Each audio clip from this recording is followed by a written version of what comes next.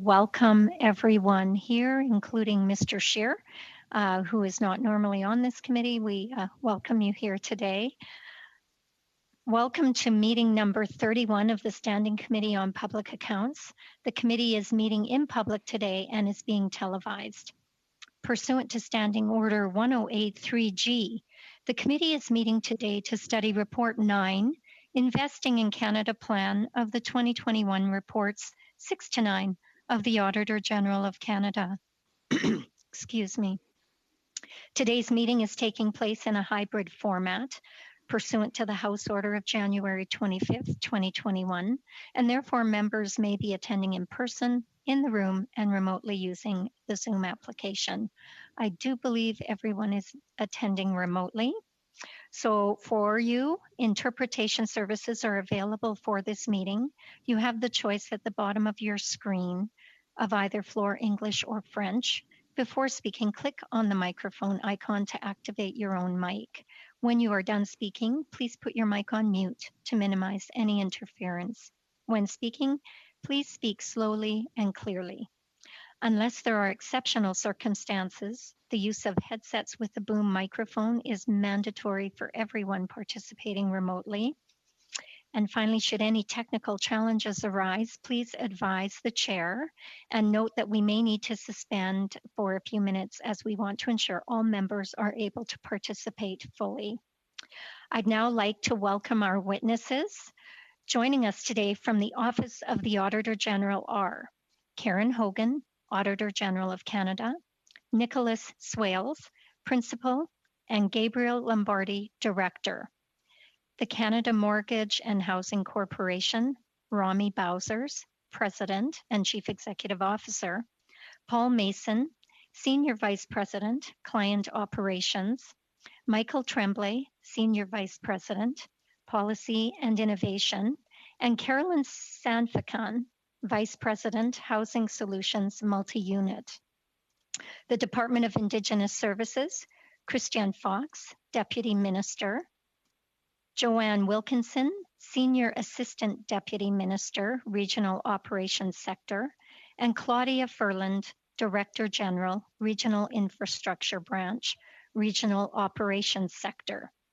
The Office of Infrastructure of Canada, Kelly Gillis, Deputy Minister, Infrastructure and Communities, Gerard Peets, Assistant Deputy Minister, Policy and Results, and Sean Keenan, Director General, Economic Analysis and Results and Chief Economist.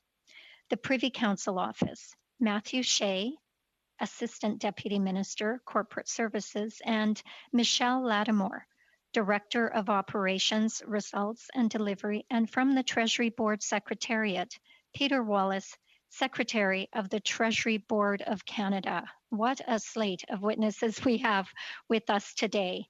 With that, I welcome you all and will turn the floor over to Ms. Hogan for 5 minutes.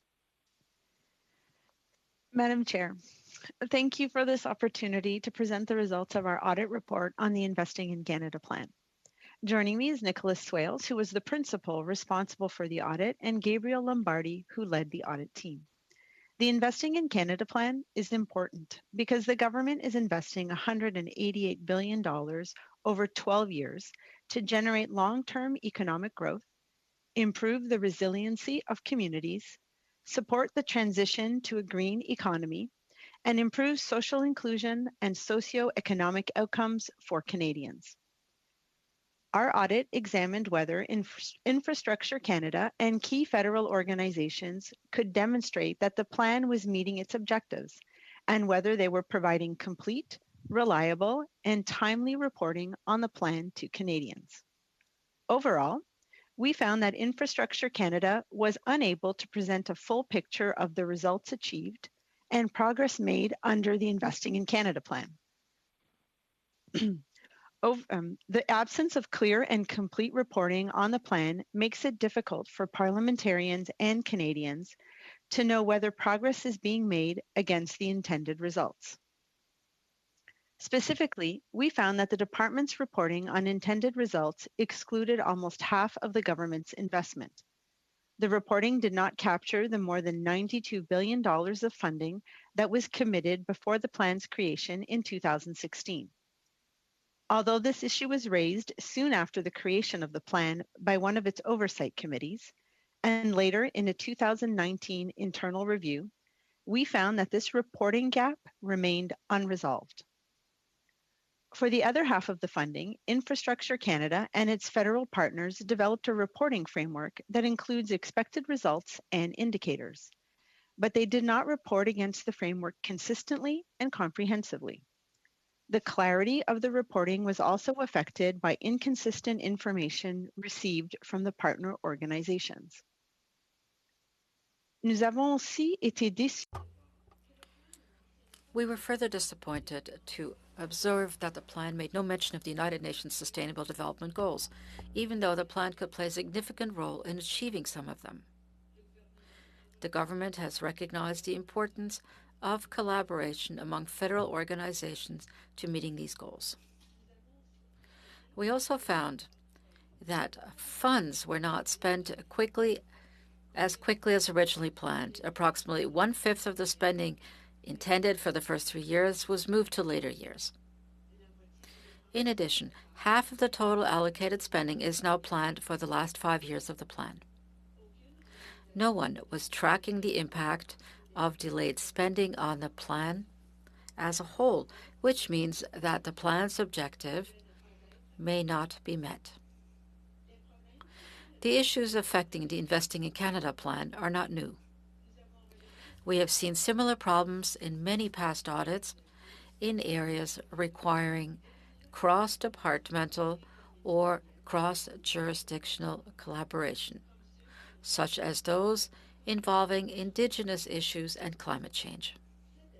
This audit is yet another example of the need for the government to act on known issues. In this case, the need for broad collaboration and clear reporting on results for this large initiative.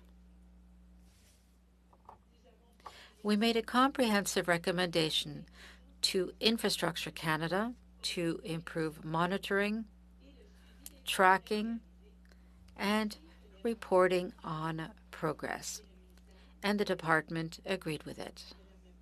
Madam Chair, this concludes my opening remarks. We would be pleased to answer any questions the committee may have. Thank you. Thank you very much, Ms. Hogan. We will now turn to Ms. Gillis for 5 minutes. Good morning. Thank you for inviting me here today to talk about the Auditor General's report on the Invest in Canada plan. I'd like to begin by acknowledging the land on which I am joining you from is the traditional unceded territory of the Algonquin Anishinaabe people. Je suis heureuse d'être ici avec mes collègues.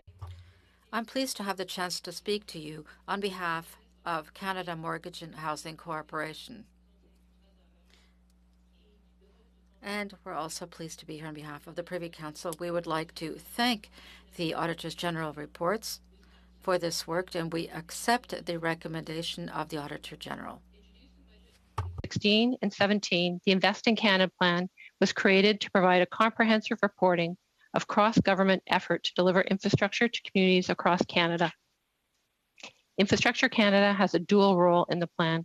The first of these is to deliver infrastructure funding.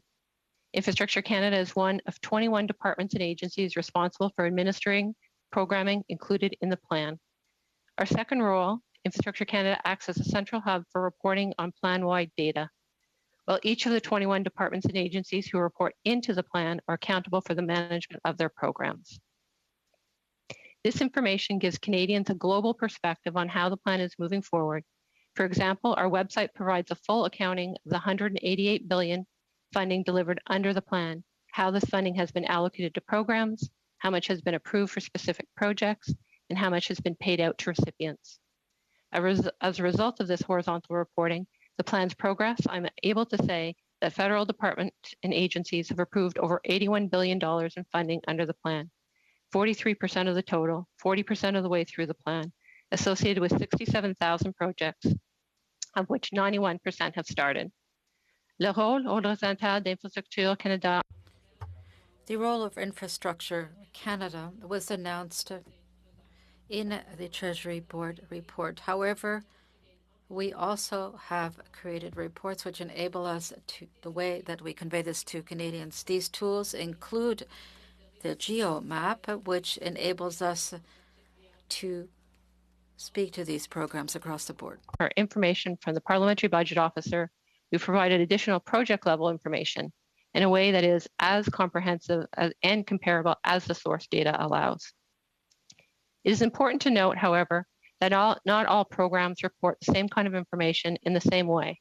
This is because programs have been set up with different requirements reflecting their diverse policy goals. Some, like the Gas Tax Fund, provide funding as an upfront grant. While funding under such programs is fully accounted for and their performance is audited, very little project level information is requested of applicants by design. Others, like the Invest in Canada Infrastructure Program, are application-based, permitting federal departments and agencies to collect a detailed project-level information. It is also true that programs operate through long-standing funding mechanisms which predated the plan, what we call legacy programs. The reporting requirements of these programs were preserved when the plan was put in place. Changing them would have caused significant delays, introduced uncertainty for infrastructure investments, and would have been counter to binding agreements. However, as these programs reflect considerable ongoing investments in infrastructure, they were included in the plan as is. Where possible, we have integrated the available data of these programs into horizontal reporting under the plan. J'aimerais souligner que l'ensemble de cette I would like to underscore that this entire horizontal reporting framework sits on top of existing departmental requirements and accountabilities for individual programs. Each of the 21 departments and agencies is individually responsible for its respective programs, their design, spending under them, their oversight, and reporting. Available through each department's own reporting framework that can be reviewed through such tools as departmental result reports, main estimates, public accounts, proactive disclosures on Open Government Portal. We have developed a number of tools to report to Canadians and have continued to evolve our reporting, but we know there's room for improvement. In developing our Management Action Plan, Infrastructure Canada is taking careful consideration of the Auditor General's finding and is working with our delivery partners to ensure that Canadians and parliamentarians have meaningful information about the infrastructure that is being built under the plan. The Auditor General also noted 20% of the funds for the first 3 years of the plan were reprofiled to later years. 5 years into a 12-year plan, over 40% of the funds have been committed, and as of January 21, $48 billion has flowed to recipients. It is important to note that most infrastructure programs, federal spending is made as a reimbursement after the fact. This means that programs are rolled out, projects are started, construction begins, economic activity is spurred, along with federal dollars then are paid out. It is also critical to understand that infrastructure funding does not lapse. Rather, it is reprofiled and carried forward to future years under the plan, so it is available as infrastructure projects are built. We appreciate the opportunity the Auditor General's work provides us to improve how we report on the Invest in Canada plan. Je suis ravie de répondre à vos questions. Merci. And I'll be happy to answer your questions. Thank you. Thank you very much, Ms. Gillis. We will now go on to Ms. Bowers for 5 minutes. Thank you very much, Madam Chair. Before I begin, I want to acknowledge that I'm joining you today from my home in Toronto, the traditional territory of many nations, including the Mississaugas of the Credit, the Anishinaabe, the Chippewa, the Haudenosaunee, and the Wendat peoples. Je suis heureuse d'avoir l'occasion de vous. I'm pleased to have the chance to speak to you today on behalf of Canada Mortgage and Housing Corporation. I want to acknowledge the Auditor's General report and show our appreciation for her very important work. We concur with the findings and the recommendation, and we concur with Infrastructure Canada's response to the report. Along with Infrastructure Canada, we're committed to providing meaningful reporting to Canadians on the Investing in Canada plan, and we are committed to finding ways to improve our reporting. Investing in Canada plan, we are responsible for $32.8 billion of government investment in various programs over 12 years. Through these programs, CMHC has committed funding to almost 22,000 projects in communities from coast to coast to coast. Those benefiting from these projects include individuals and families living in some of the most vulnerable situations. Because of these projects, more seniors have suitable homes where they can safely age in place. More low-income families have affordable community housing. More women and children fleeing violence have safe shelter. And more on-reserve communities get access to much-needed renovation and upgrades to their homes. CMHC has taken great strides in recent years to transform itself to become a much more agile company. We've also become much more client-focused and responsive. Over the past year, we've made many adjustments to our National Housing Co-Investment Fund, reducing the length of the application process by over 50%. As a result, we've seen much stronger uptake on this program, which means a much greater pace of construction of affordable housing. Ms. Bowers, Yes. could you lift your mic? I think you just did. If you could lift your mic, that would be great. Thank you. Okay, sure. Thank you.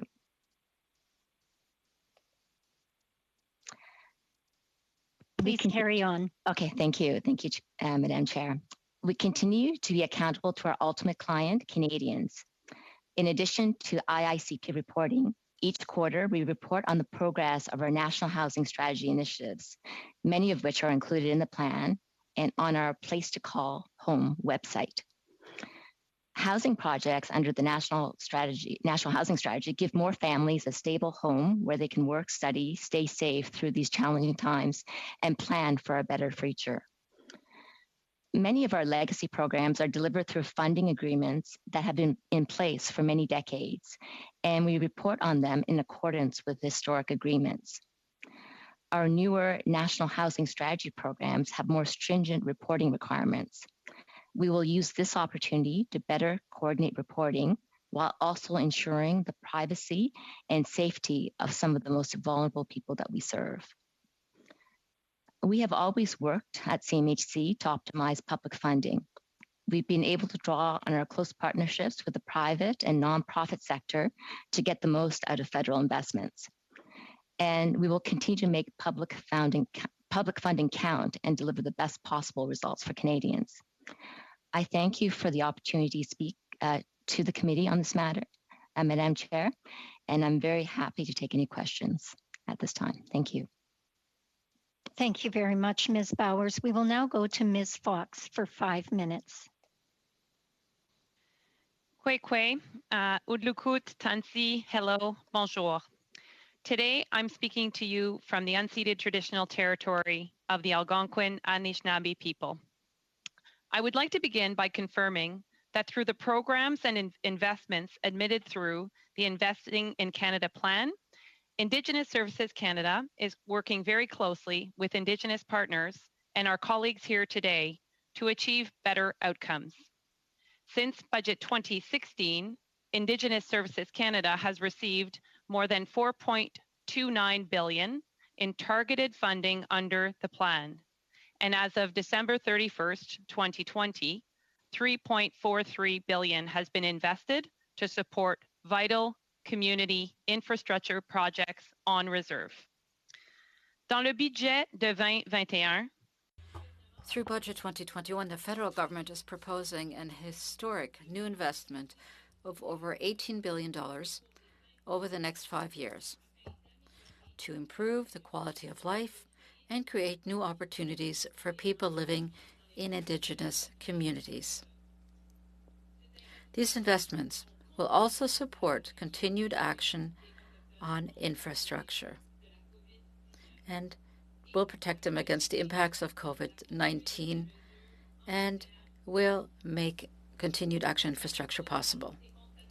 But in addition to the report's finding, the Auditor General also brings to light the dynamic nature of funding relationships between the Government of Canada and First Nations partners, demonstrating a need for cross-government collaboration. Financial impact and address the infrastructure needs of First Nations communities, Indigenous Services Canada uses a portfolio approach for the allocation and reporting of targeted infrastructure investments. This means that projects may be supported by multiple funding sources, not all of which fall under the Investing in Canada umbrella.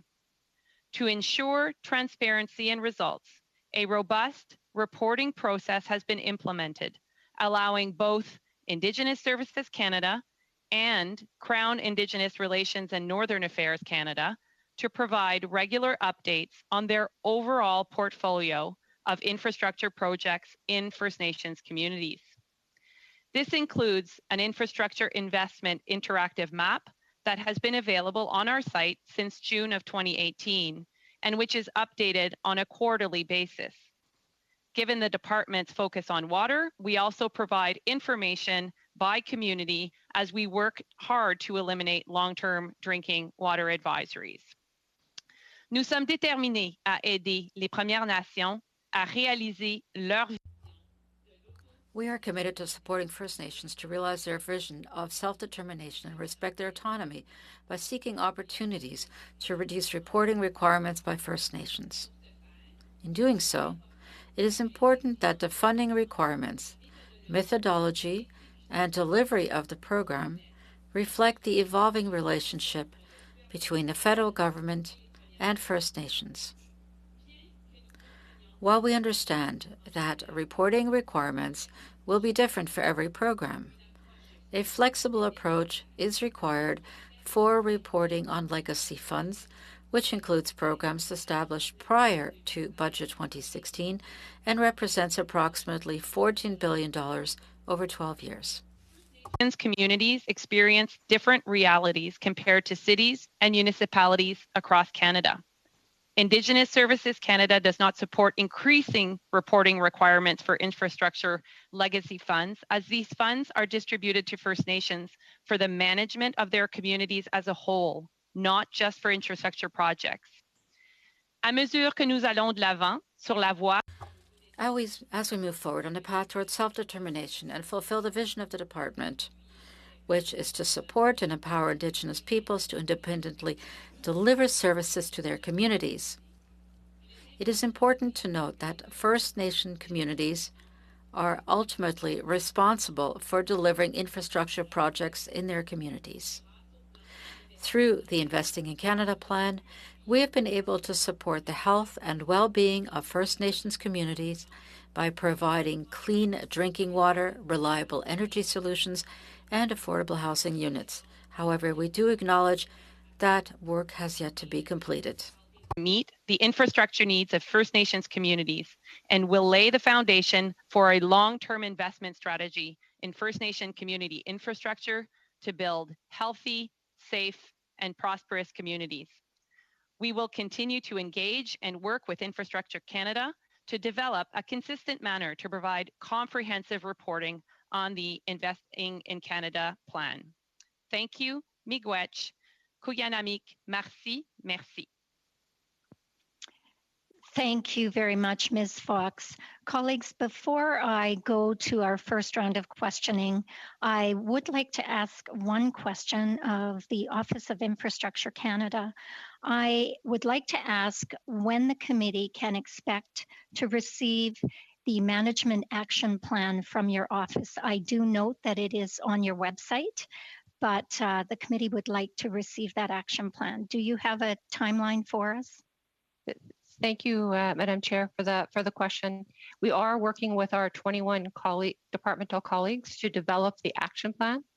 The importance of the action plan and careful consideration of how we bring meaningful, the words and the adjectives used of meaningful, comprehensive, complete, consistent are all of the areas that we're looking at, because we do have a number of reports right now available on the plan, but we do want to make sure that we are carefully and thoughtfully looking at how better to report, and that is why we are taking that time to develop that action plan, and you will certainly receive it before the due date of September 25th and as quickly as possible prior to that date.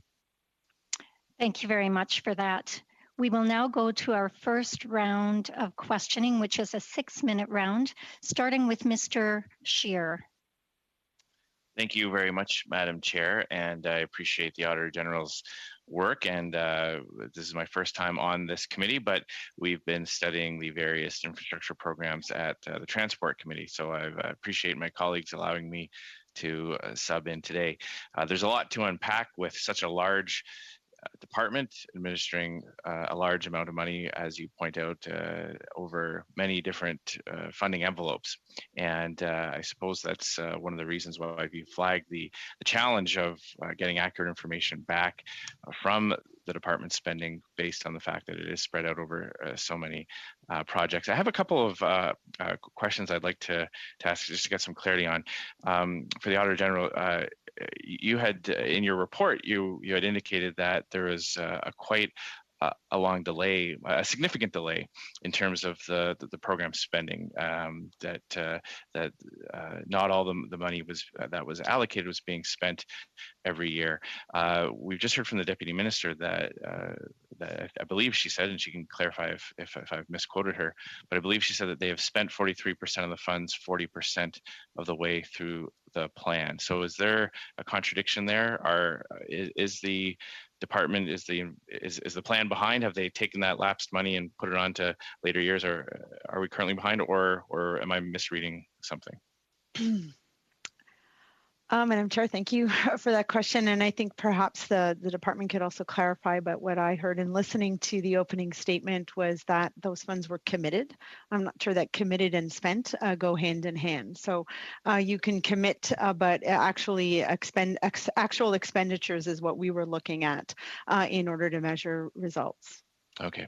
Well, thanks very much for that clarification. And we are hyper aware of the difference between funding commitments and actual results.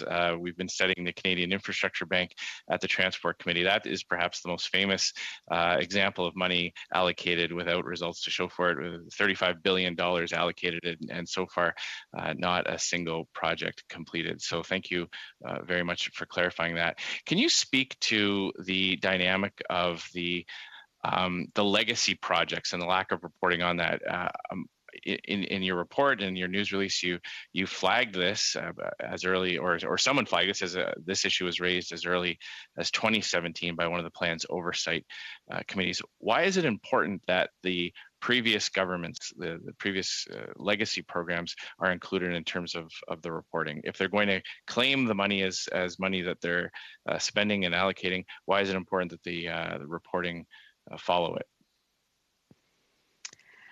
So what we found in the audit on the Investing in Canada plan is that it included 3 buckets. So it included projects announced in the 2016 and in the 2017 budget, but also legacy programs.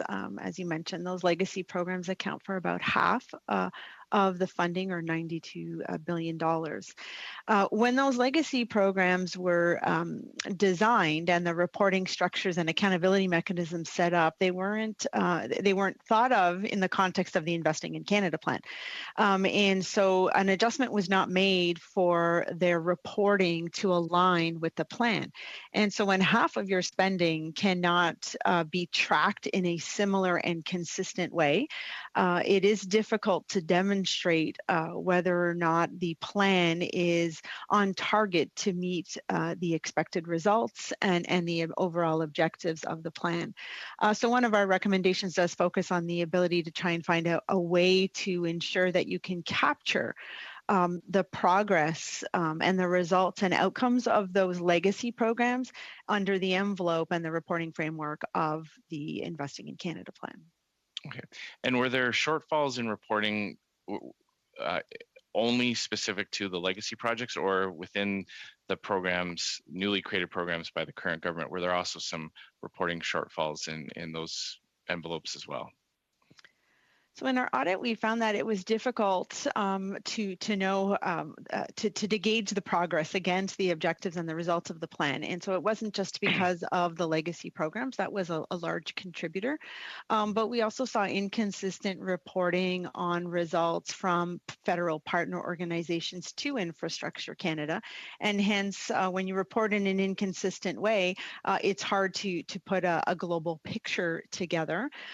We also saw that year year over year, that Infrastructure Canada would report in a table in its departmental results reports, different results, but they were not the same results year over year. So again, very hard to measure progress when you're not reporting against the same baseline, and you're not doing so in a comprehensive way to include all the programs. So there were a few elements that contributed to the lack of meaningful reporting on progress towards outcomes. Thank you very much, and it's so important because to have a government say to Canadians that this is how they're going to address economic decline, how they're going to kickstart the economy, especially moving out of the impacts of the pandemic. In order to be able to trust a government, we have to be able to see if the money is actually doing what it is intended to do. And back to your point about committing money, yes, it's easy to commit money. It's more challenging to spend money, but it's even more challenging to spend money properly. And that's why these reporting mechanisms are so important. So if I have time left, Madam Chair, maybe I could ask the Deputy Minister. I believe, and again, if I'm trying to take notes as you speak, so if I misquoted you, please clarify.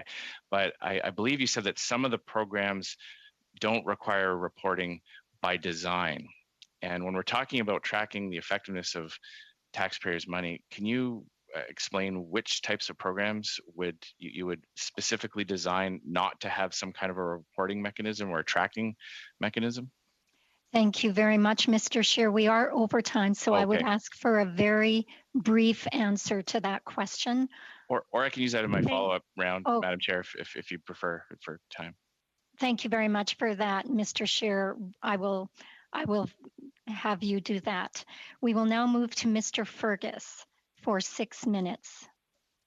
Merci beaucoup, Madame la Présidente. Puis j'aimerais aussi Thank you, Madam Chair. I would also like to thank our witnesses who appeared before the committee today. This is a very important issue. Well, the reason I believe it's important is that when we're speaking about horizontal programs, often we're trying to coordinate policy of government or activities of government to lead to an execution, and that for very practical reasons. In my mind, something that we don't often speak about, and not enough, is the issue of doing a gender comparative analysis. And again, this is a question that I'd like to raise, and I'm trying to understand how we're going to reach out to different persons from different cultural backgrounds, and those also who are included in the LGBTQ+ group. My question is for the Auditor General. Mrs. Hogan, thank you again for appearing before the committee today. When your team completed or conducted the audit, did you apply the ACS Plus to some aspects of your audit, that is the GBA? And if so, what were your findings in your office? Merci beaucoup Thank you very much for that question. So as you know, I often come before the Public Accounts Committee, and I have committed to using the comparative gender-based analysis plus in future. In terms of the Investing in Canada plan, this began with a motion tabled in the House of Commons before I was appointed as Auditor General.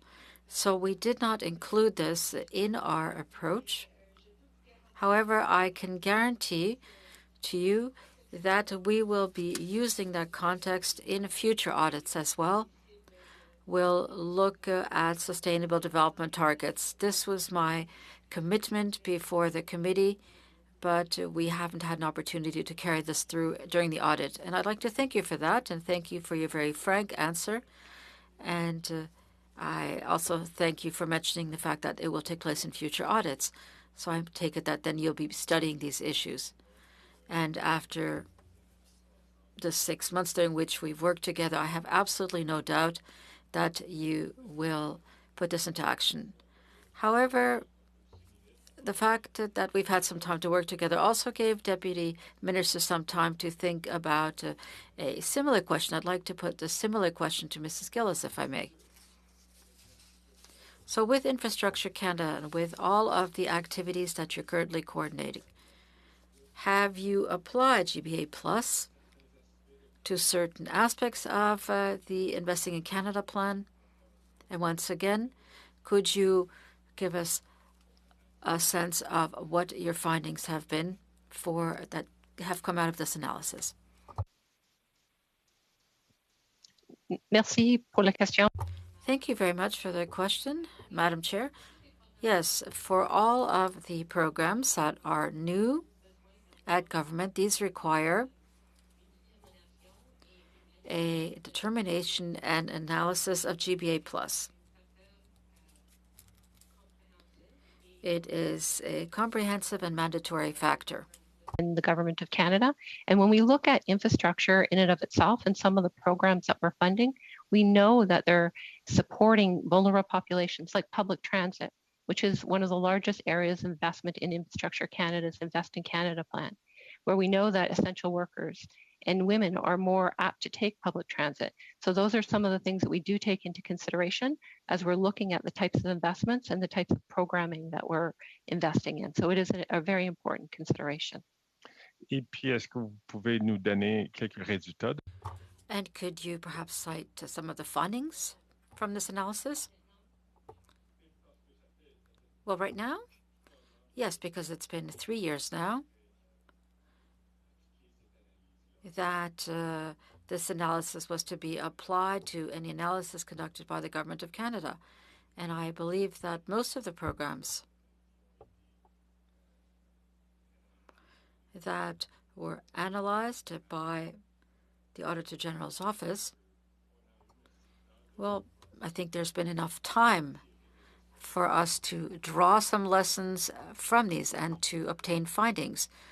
Could you perhaps give us some examples other than what you have mentioned, other than public transit? Thank you for this question again.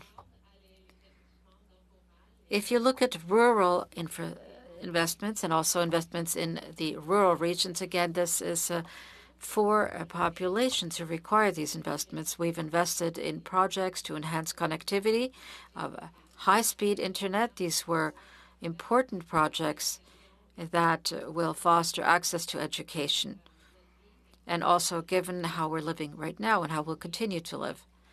As well, we also invested in cultural and recreational facilities to provide access to the public services that we need in our lives. And lastly, allow me to mention investments in things like clean drinking water. So that is very important, and we've been focusing a lot on wastewater facilities in areas that are important for our communities to have access to, fundamental clean access to infrastructure. Thank you very much, Ms. Gillis. We will now move on to Mr. Blanchette-Choquot for.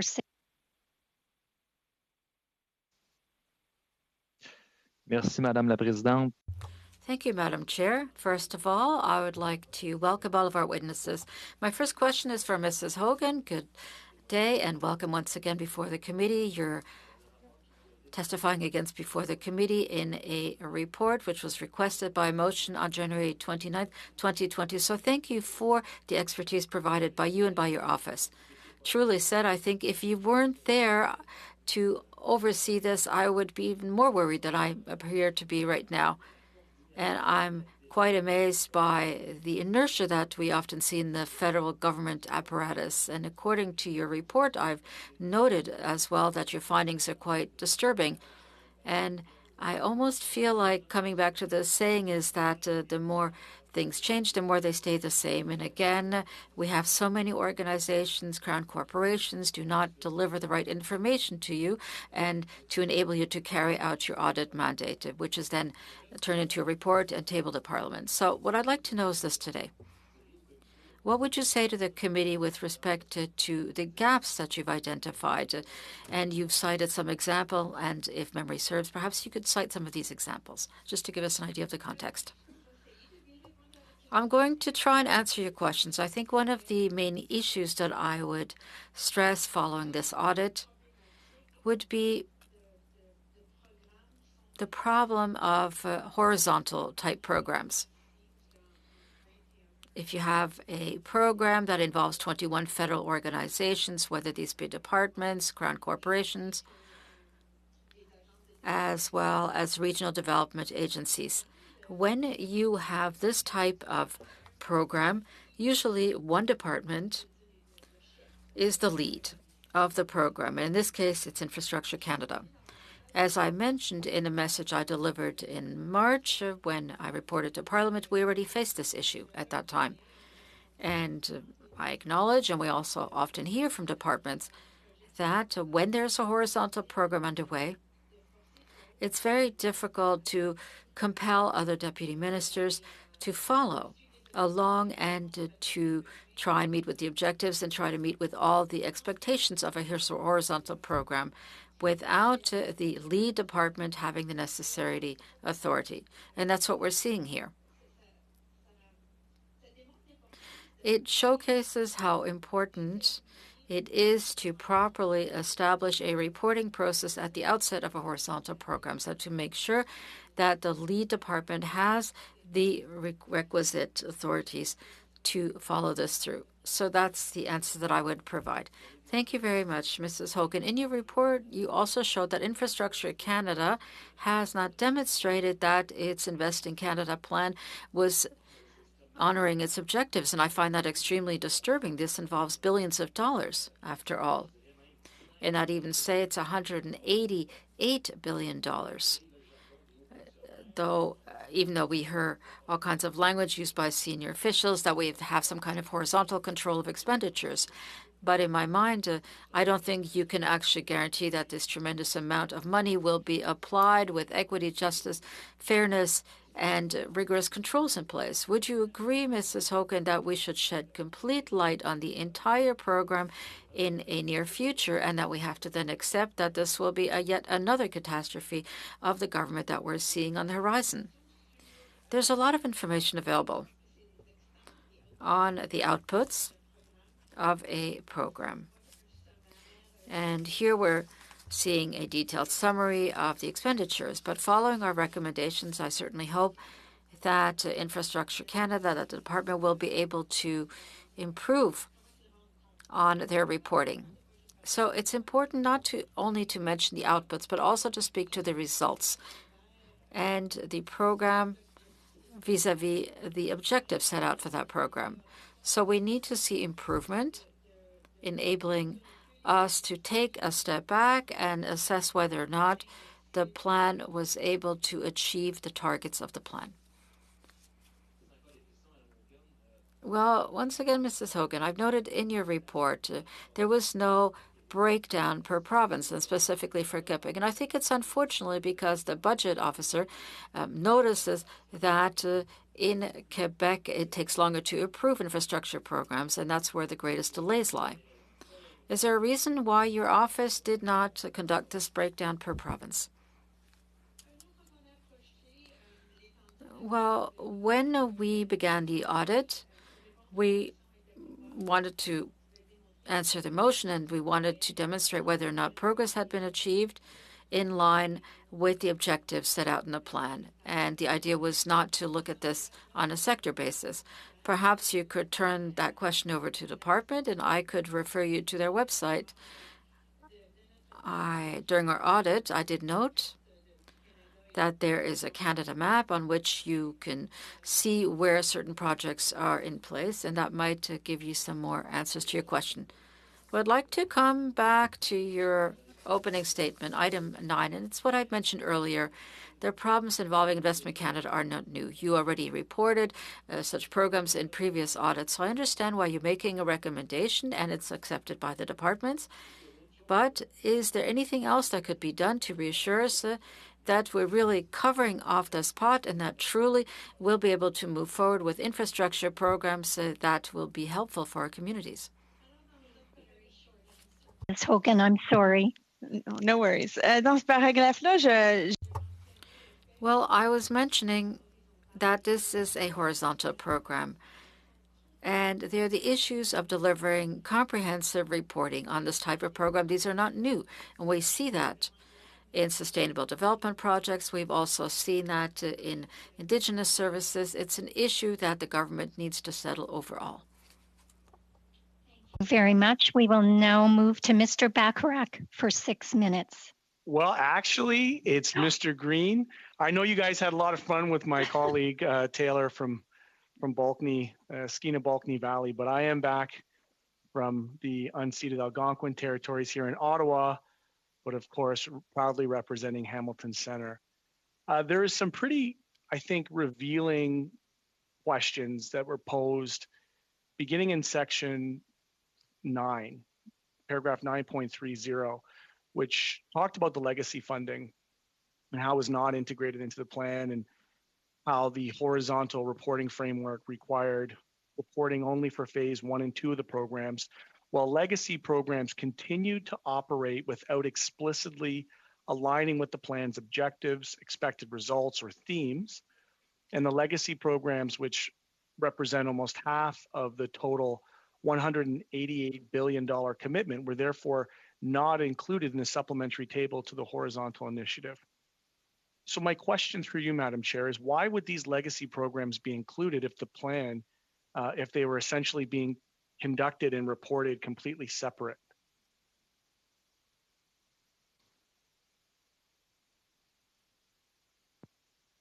So that's probably for one of the staffers, because I don't know that Ms. Hogan would have that answer. Thank you, Madam Chair. Okay, I thought it was for me, but is it for the department? Yeah, I would probably go I through think it's better to the answered by the department. department. Yeah, absolutely. Thank you, Madam Chair.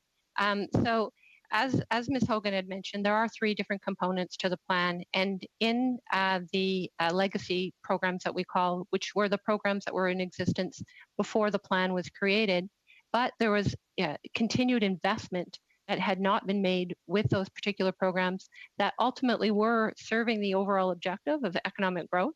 If I give one great example for our programming, it's the gas tax program. If you speak to any community across Canada, the gas tax program is a really important initiative. It is like a grant, an upfront transfer payment.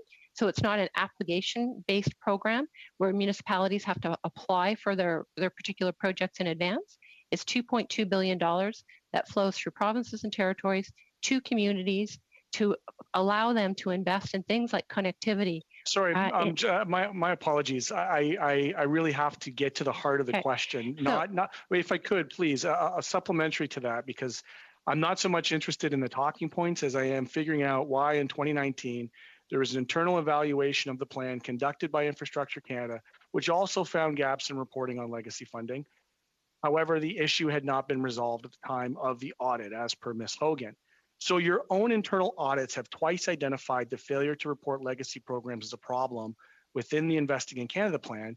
Why has the leadership decided it's not worth addressing this significant issue?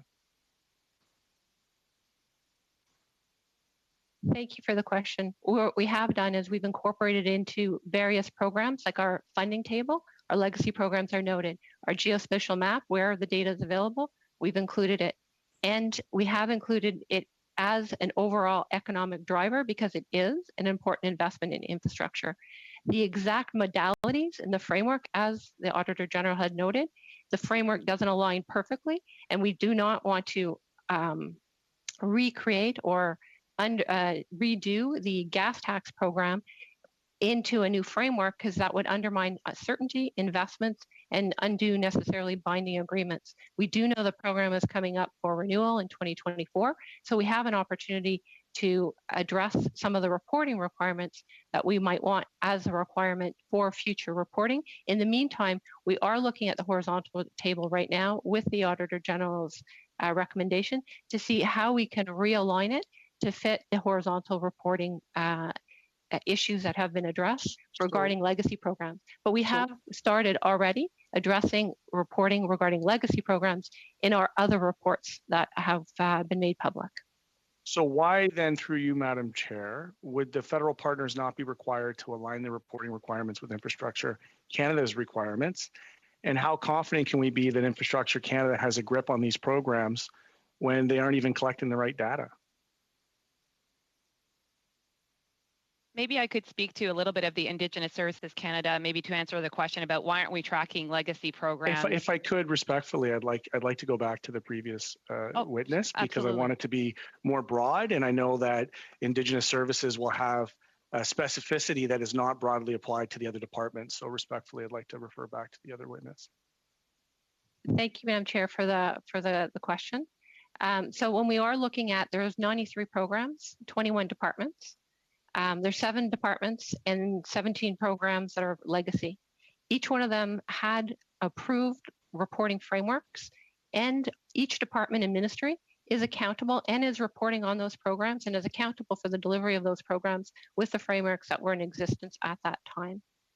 Now, when we're looking at the broader reporting of the Invest in Canada plan, which has a certain framework in place, they don't perfectly align. If I go back to the gas tax program, for example, in our programming, in our reporting right now, we divide out the program between green, between public transit, between trade and transportation, between social and rural and north.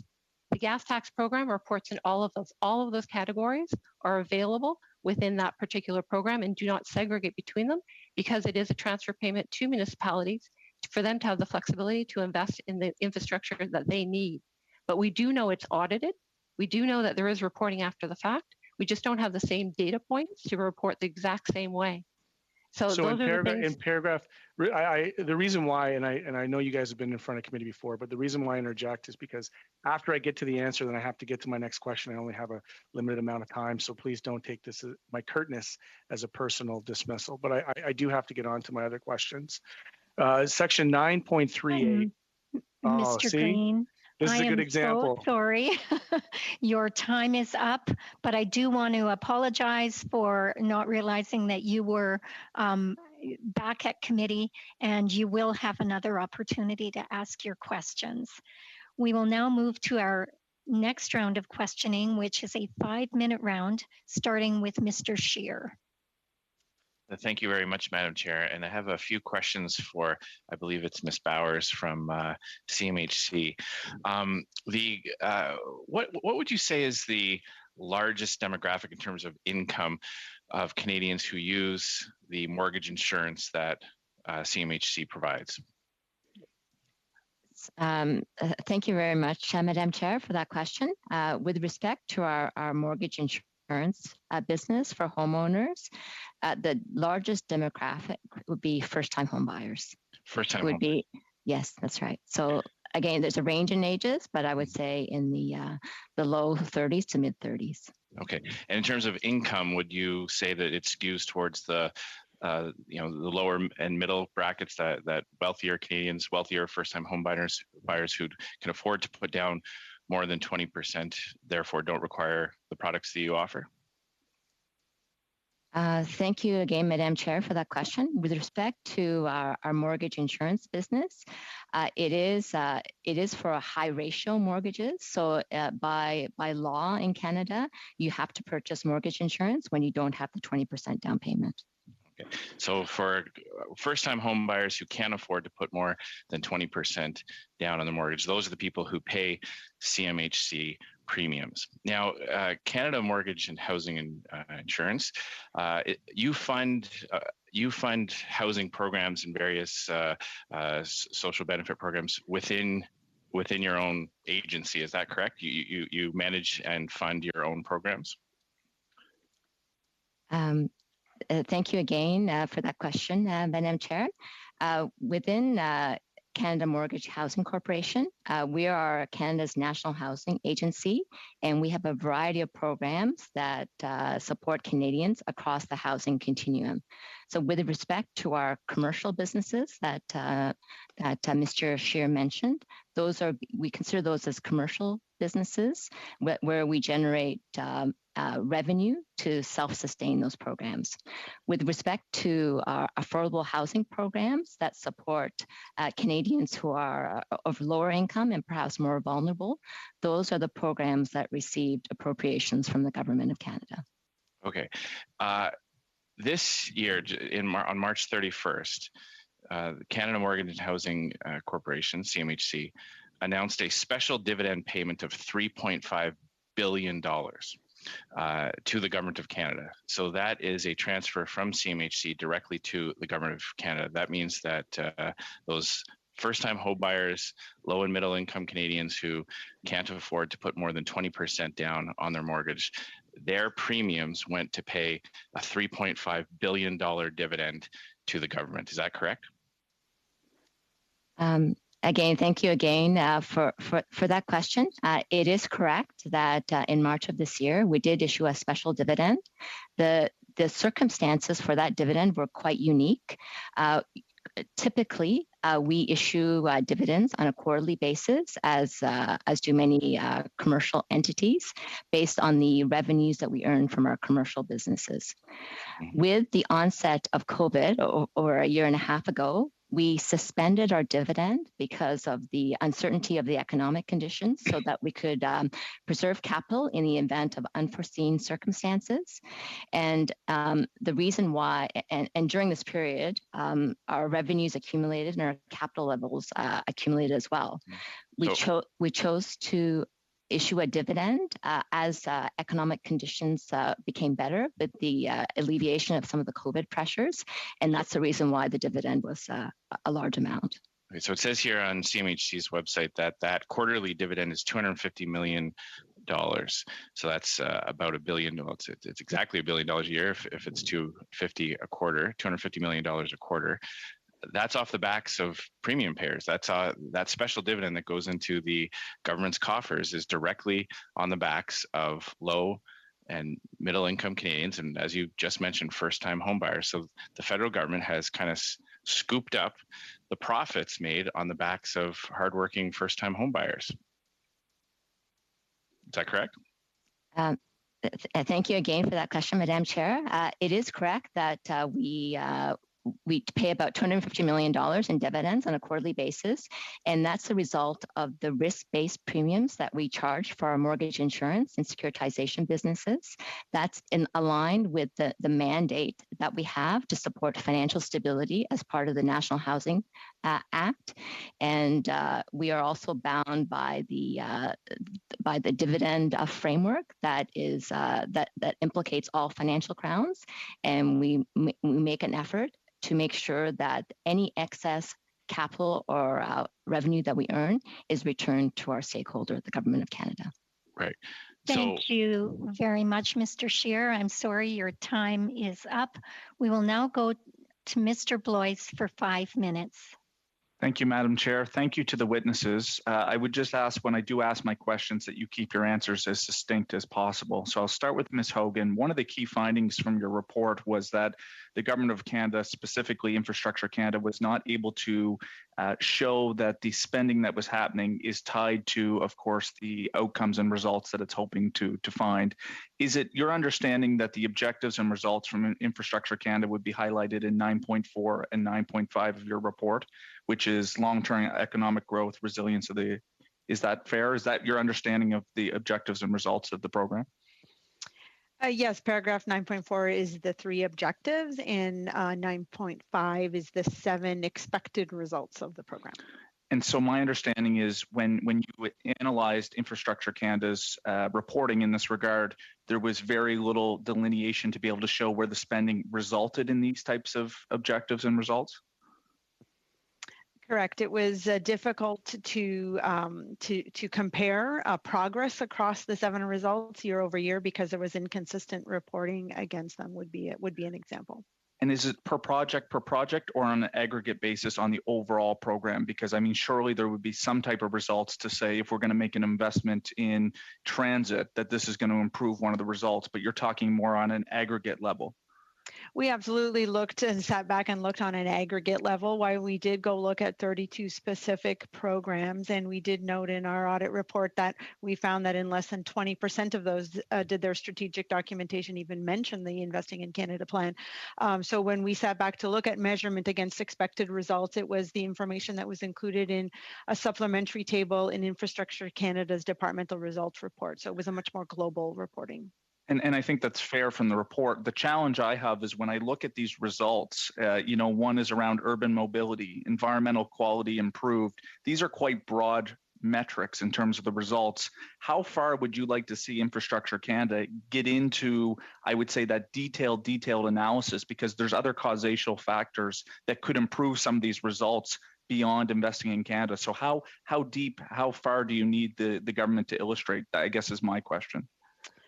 Well, I acknowledge with you that they are very broad results and likely hard to, put your finger on a very clear and measurable target. However, I would offer up as an example that some of the Sustainable Development Goals could have been used in order to establish some of these outcomes or results that would then infer that you've had an increase in economic growth, or you've seen an improvement in social inclusion. So we were just looking for the department to be able to demonstrate that their own expected results were clear and measurable. And so I think that goes to making this really clear at the outset of a plan, so that you've thought it all through and don't try to adjust as you go. So perhaps even more tight, measurable results is what I'm hearing from you. I want to go as quickly as you can. What role in provincial spending, right? When we look investing in Canada infrastructure, and I'll get to delayed, what analysis did you have in terms of fiscal capacity of provinces and territories to actually put their component share as quickly as you can for me? So we didn't really focus in on that. We did often hear, however, that it was a reason for perhaps the delay in spending, that there was provinces and municipalities that were likely slow in requesting reimbursement, and that might be a reason. But it was really difficult for us to nail down why spending was delayed. Ms. Gillis, I'll go to you. I have about a minute and 20 seconds left, as according to my watch. When I look at, for example, the infrastructure bilaterals with the province, it lays out spending per year. But when I talk to provincial officials, at least here in Nova Scotia, they don't ever deem that is, of course, that's just a guide mark. And so is that something that we can talk about in terms of delayed spending? Is perhaps even the Government of Canada was a little bit ambitious in terms of what the provinces and territories had the ability to match in terms of their own fiscal process, or even just the fact that they see this as, we have 10 years to spend it, it doesn't have to all go as according to the plan? So thank you very much for the question, Madam Chair. When we look at the integrated bilateral agreements, there is allocations across each of the provinces and territories. And once the agreements are signed, the speed in which provinces and territories determine to prioritize, do intakes, and send applications to us is very much within the provinces and territories' control. That said, at this point in time, we do have $13 billion committed, and we have another about $7 billion under review within that particular program. Madam Chair, if I could just table a question, and I know it won't have time to be answered, but to what percentage of the Investing in Infrastructure Canada plan includes provinces and territories that have to match? I would be interested in getting that answer as a committee member to better understand the delayed spending aspect of the AG's report. Thank you. Thank you very much, Mr. Blois. We will now move on to our 2.5-minute round, starting with Mr. Blanchette-Chaucan.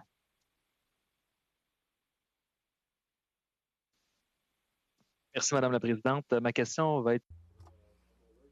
Thank you. My question is from Ms. Boas from CMHC. I'd like to hear you speak to the National Housing Strategy, which was a very important federal program and announced in 2017. It's $40 billion in order to make up for housing needs, and more specifically to build social housing. I saw that CMHC manages a number of different programs, especially the quick housing building strategy. We saw some programs last fall. These involve several $1 billion, which focus on some projects in Quebec. An agreement, of course, was signed with the federal government and the Quebec government, $116 million for the Quebec government. And yet, we don't know, because we have no news about this, whether or not other projects are covered by this $500 million fund for Quebec.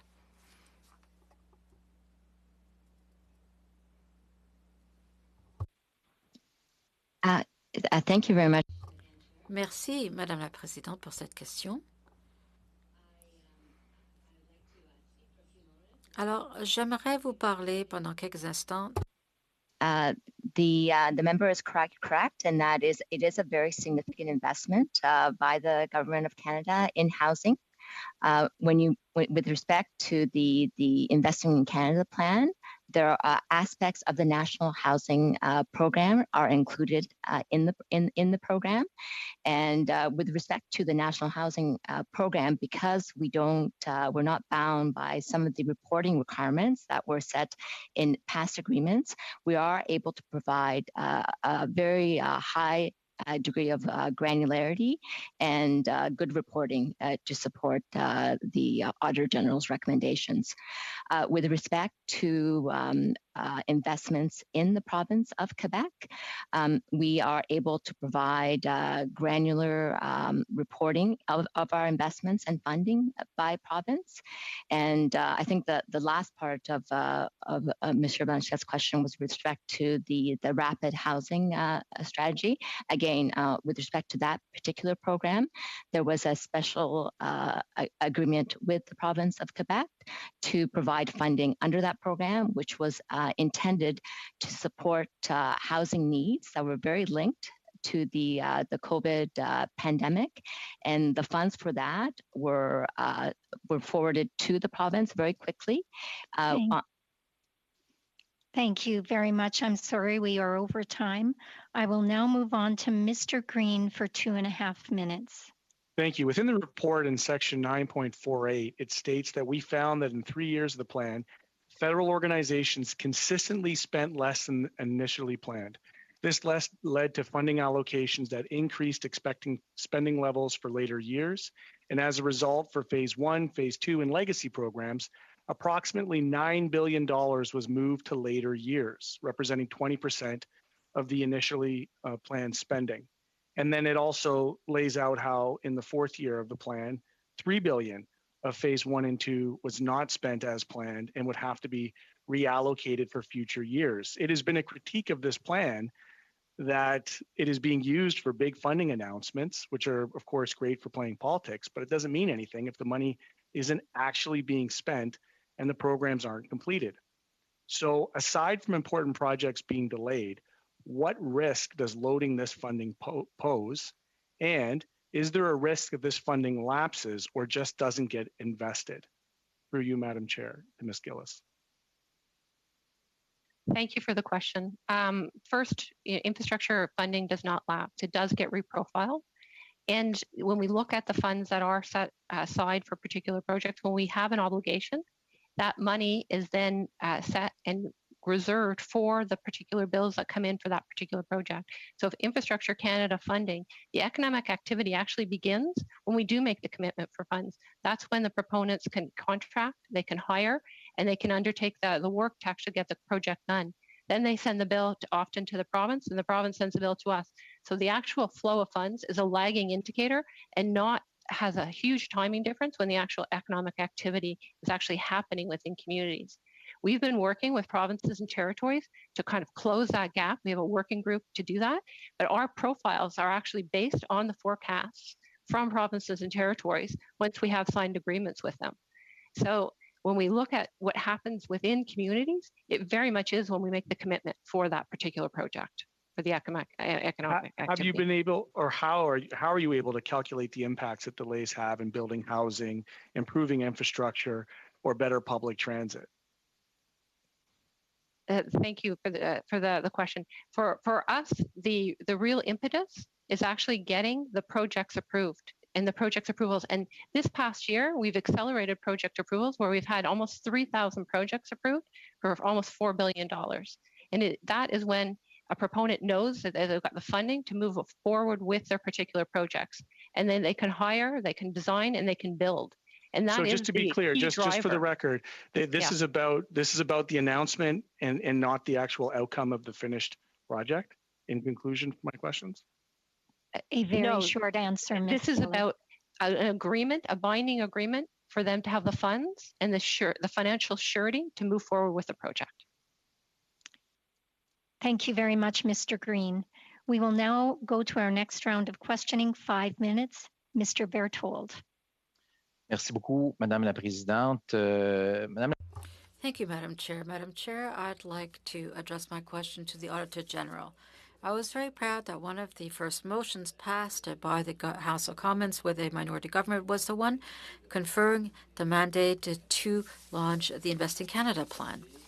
And just a reminder that the plan, rather the motion, stipulates that it has to be asked of the Auditor General whether or not the promises contained in the plan have been achieved. And I understand that the report was tabled somewhat late due to the pandemic, but currently I'm on the Infrastructure Canada site. And one of the objectives, as you've mentioned in your audit report, Madam Auditor General, there's employment, resilience as well. If I can find this on my computer, it's about inclusivity and accessibility. And to boost growth, according to the plan, the plan will create 100,000 well-paid jobs for each year of the plan. So when the government announced this plan, the idea was to justify additional spending of $10 billion, an exceptional deficit of $10 billion during the first years of its mandate, a deficit that would be absorbed to achieve a balanced budget at the end. But what we've seen is the contrary. Spending was far higher. The deficits have not stopped growing during all of the years of this first term. We might have been in agreement with investments to stimulate job creation, but has your analysis allowed you to establish whether or not the plan has made it possible to create 100,000 well-paid jobs year after year? As we mentioned in our report, it was very difficult to identify and to obtain a complete picture of progress achieved with respect to the objectives set out. So we are not in a position to target that objectives. It was difficult for us to determine this for the overall program and to see how it lined up against the objectives of the plan. So you weren't able to establish whether or not 100,000 jobs were created each year, to be correct, because you didn't have enough data. Yes, the quality of data has harmed your analysis, and we were unable to target this one as much in detail as you'd like to see. Now, in your plan, did you study the credibility of these objectives? Was this based on something? Because if you cannot assess how many jobs were actually created due to the plan, you must have based this on data. Have you had access to some information? I'm not sure I really follow your question. Did we have access to information? Yes, to information. In other words, when you analyze the plan, that is the Invest in Canada plan, which provided for the creation of 100,000 good jobs each year, you must have based yourself on something to set an objective. So did you find these particular points of data? Well, we did not see how the government went about setting the objectives contained in the plan. This had already been addressed. So in our mind, the motion was to see whether or not Infrastructure Canada would be able to demonstrate that the plan was on the right track in order to achieve the targets and objectives of the plan. We were not in a position to demonstrate that the information was of sufficient quality for us to be able to draw a positive conclusion from this. So did you determine that there were some bad investments made or not? Or did you not go into such detail in your research? No, we take it for granted that investments and government commitments was something that behooves them, and we saw whether or not they were able to demonstrate that their programs and projects were going to achieve progress towards meeting with these goals. Now, I'd like to turn it over to Mrs. Gillies from Infrastructure Canada. So what is the role of Infrastructure Canada in all of this? Because it's a horizontal program, we would expect that Infrastructure Canada has as its primary mandate to check whether or not these 100,000 well-paid jobs created each year would in fact be created. Could you say that that has been the case? Answer, Ms. Gillis. Oui, merci pour la question. Thank you for that question. And I could also say the Office of the Parliamentary Budget Officer did address this issue, and in the report of June 2020, it was mentioned that some 121,000 jobs were created per year for 2019 and for coming years. But you don't know what the situation is for 2019? Well, we conduct analysis with Finances Canada. We looked at the data, and that is the amount that we were given. Much, Mr. Berthold. We will now move on to Ms. Yip for 5 minutes. Thank you, Madam Chair. My question is directed to Ms. Bowers. In your opening statement, you mentioned that more seniors have suitable homes where they can safely age in place. Can you tell us how the Investing in Canada plan helps seniors? Thank you very much for that question, Madam Chair. When you look at the various housing programs that are in that we include in the Invest in Canada plan, there are a number of programs that are very specific to support low-income seniors, so that's one way. When you look at other housing programs, they are more general in scope, but they are targeted at lower income Canadians, and we know from the studies that we have that when you look at lower income Canadians in housing need, many of those are seniors on fixed incomes, and we ensure that we focus on the needs of the most vulnerable, and seniors would be in that category. Can you elaborate on the more stringent reporting programs for the National Housing Strategy and how this will help our vulnerable populations? Thank you again for that question, Madam Chair. With respect to reporting requirements, it's important to note that we've had the most challenges with respect to some of the reporting with respect to some of our legacy programs for many of the reasons that Ms. Gillis mentioned. Many of those legacy programs are bound by bilateral agreements with provinces and territories, and it's very hard to move away from some of the reporting structures that were established in the past. With respect to new programs under the National Housing Strategy, there was clarity from the very beginning, the vulnerable populations that we're targeting, and seniors was one. So as we negotiate bilateral agreements with the provinces and territories, and as we work with our proponents on more the direct delivery programs, we can ensure that reporting requirements are understood upfront, and that we collect the information so that we can provide the granularity of reporting, which will help us understand the impact of the programs and provide assurance to Canadians and parliamentarians that that the government investment is benefiting those who are most vulnerable in our society. Can you give an example of something that describes the more stringent reporting requirements? So, for example, we have categories of Canadians who are in most need, who we're targeting. For example, women and children who are fleeing violence, seniors on limited income, Indigenous people living in urban areas. So as we design the reporting templates, we have subsets of the reporting templates that are dedicated to collecting information about these vulnerable groups, and we can collect the information and report on them. Thank you. Ms. Hogan, in your audit, did you find any further delays to infrastructure projects during the pandemic? I'm trying to remember when this ended. I think our audit period ended in December of 2020, and hence that was covering part of the time frame, but we didn't specifically note because we didn't go look at individual projects, right? As I mentioned earlier, we looked at 32 of them just to see how they were reporting back through objective and results measurements, but we didn't go target very individual projects in order to know whether they had delays because of things like the pandemic. Thank you. Ms. Gillis, it is said that the Infrastructure Canada will commit to data automation for public progress reporting.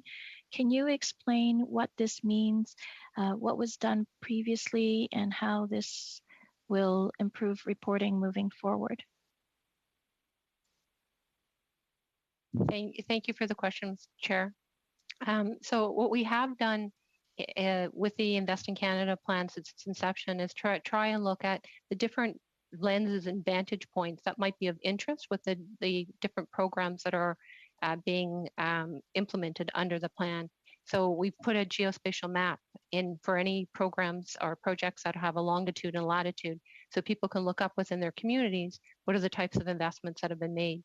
We've put a funding table in place that outlines the 93 programs under the plan, what the allocation is, how many projects have been approved, how many have started, how much funds have flown to pay for those particular projects.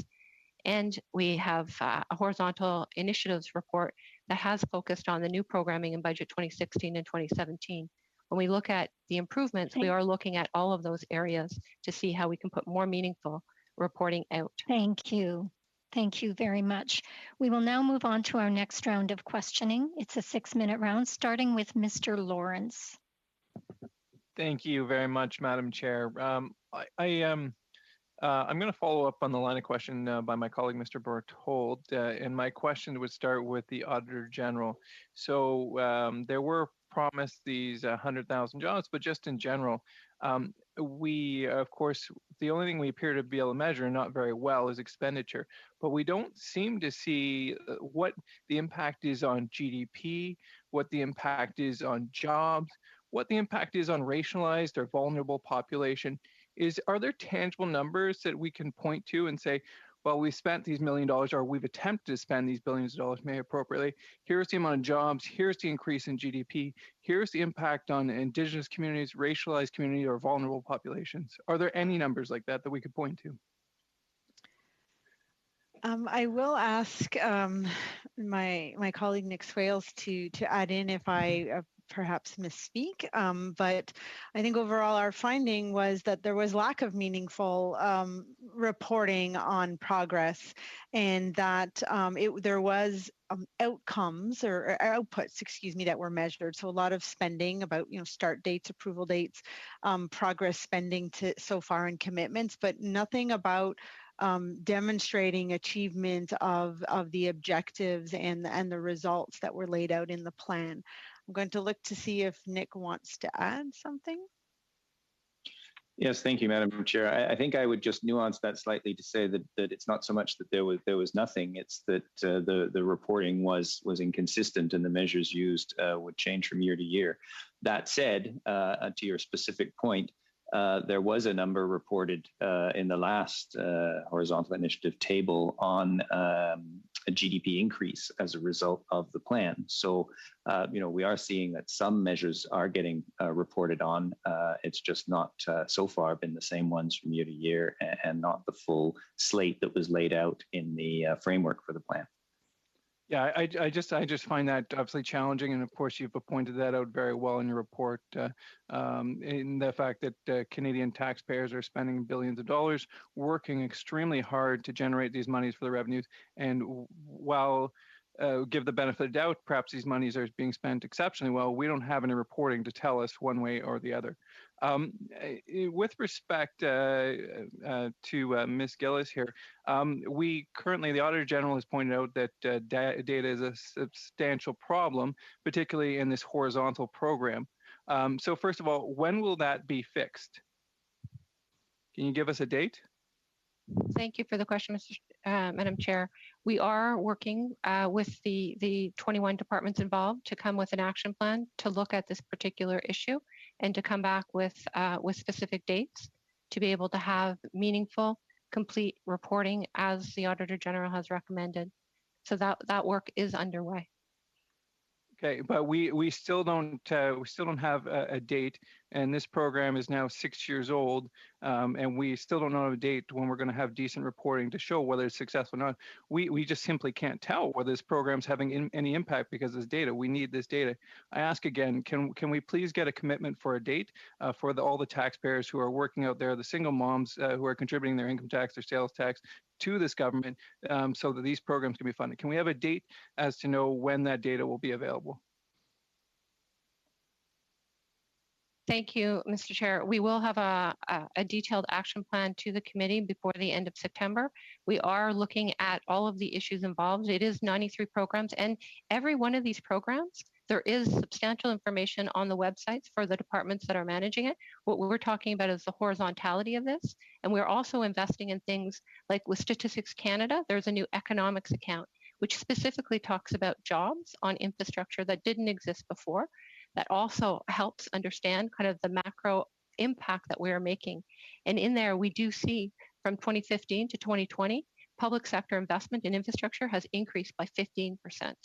That does lead to increased jobs. We do know with every $1 million invested in infrastructure, that is supporting 7 jobs.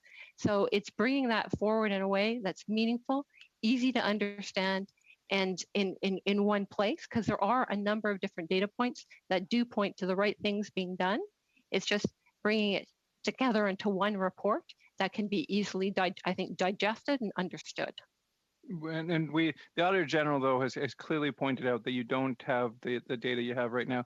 If I could get a little bit technical here, so you're working across departments. When a department has inconsistent or data you can't use or use well, what's your action step? Does the minister come and support you, or why is the minister not giving you that support over the last 6 years?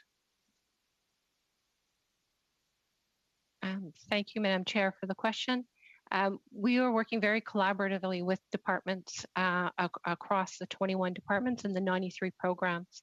And when there's a change in reporting, it's often for a very good reason. I'll give you an example from our own programming. Originally, we thought we would be monitoring transit to 100 meters of housing. And so 96% of people would have access to it. That data was not reliable. So we had to change it to best service areas because different communities manage, transit differently and report on it to transit authorities differently. So we had to evolve our data on what's available.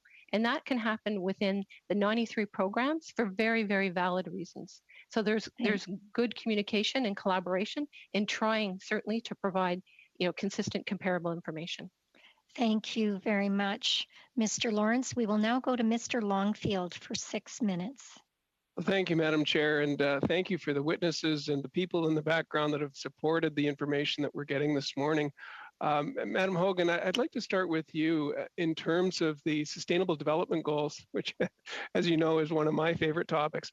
As you're doing your audit planning, I looked at the 17 goals and I thought there's probably 9 that apply, and there's 4 that certainly apply, with clean water and sanitation, goal number 6, reduced inequalities, goal number 11, or number 10, number 11, sustainable cities and communities, number 13 on climate action.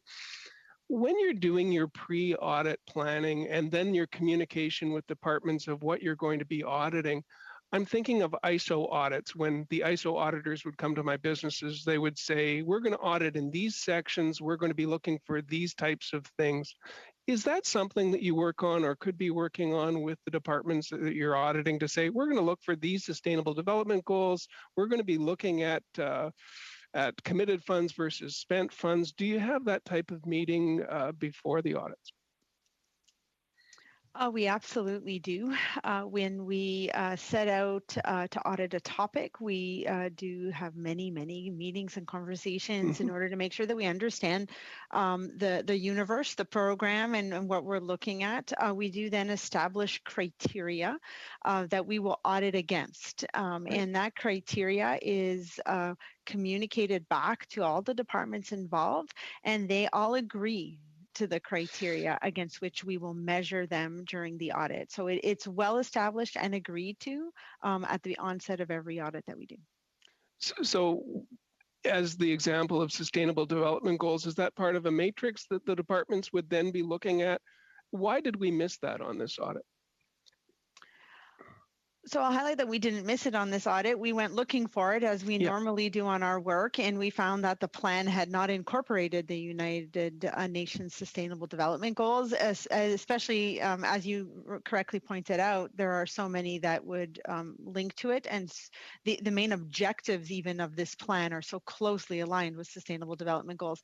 And so we were looking for oversight committees to be challenging it and looking for reporting to be aligned with some of those goals, and we didn't see that.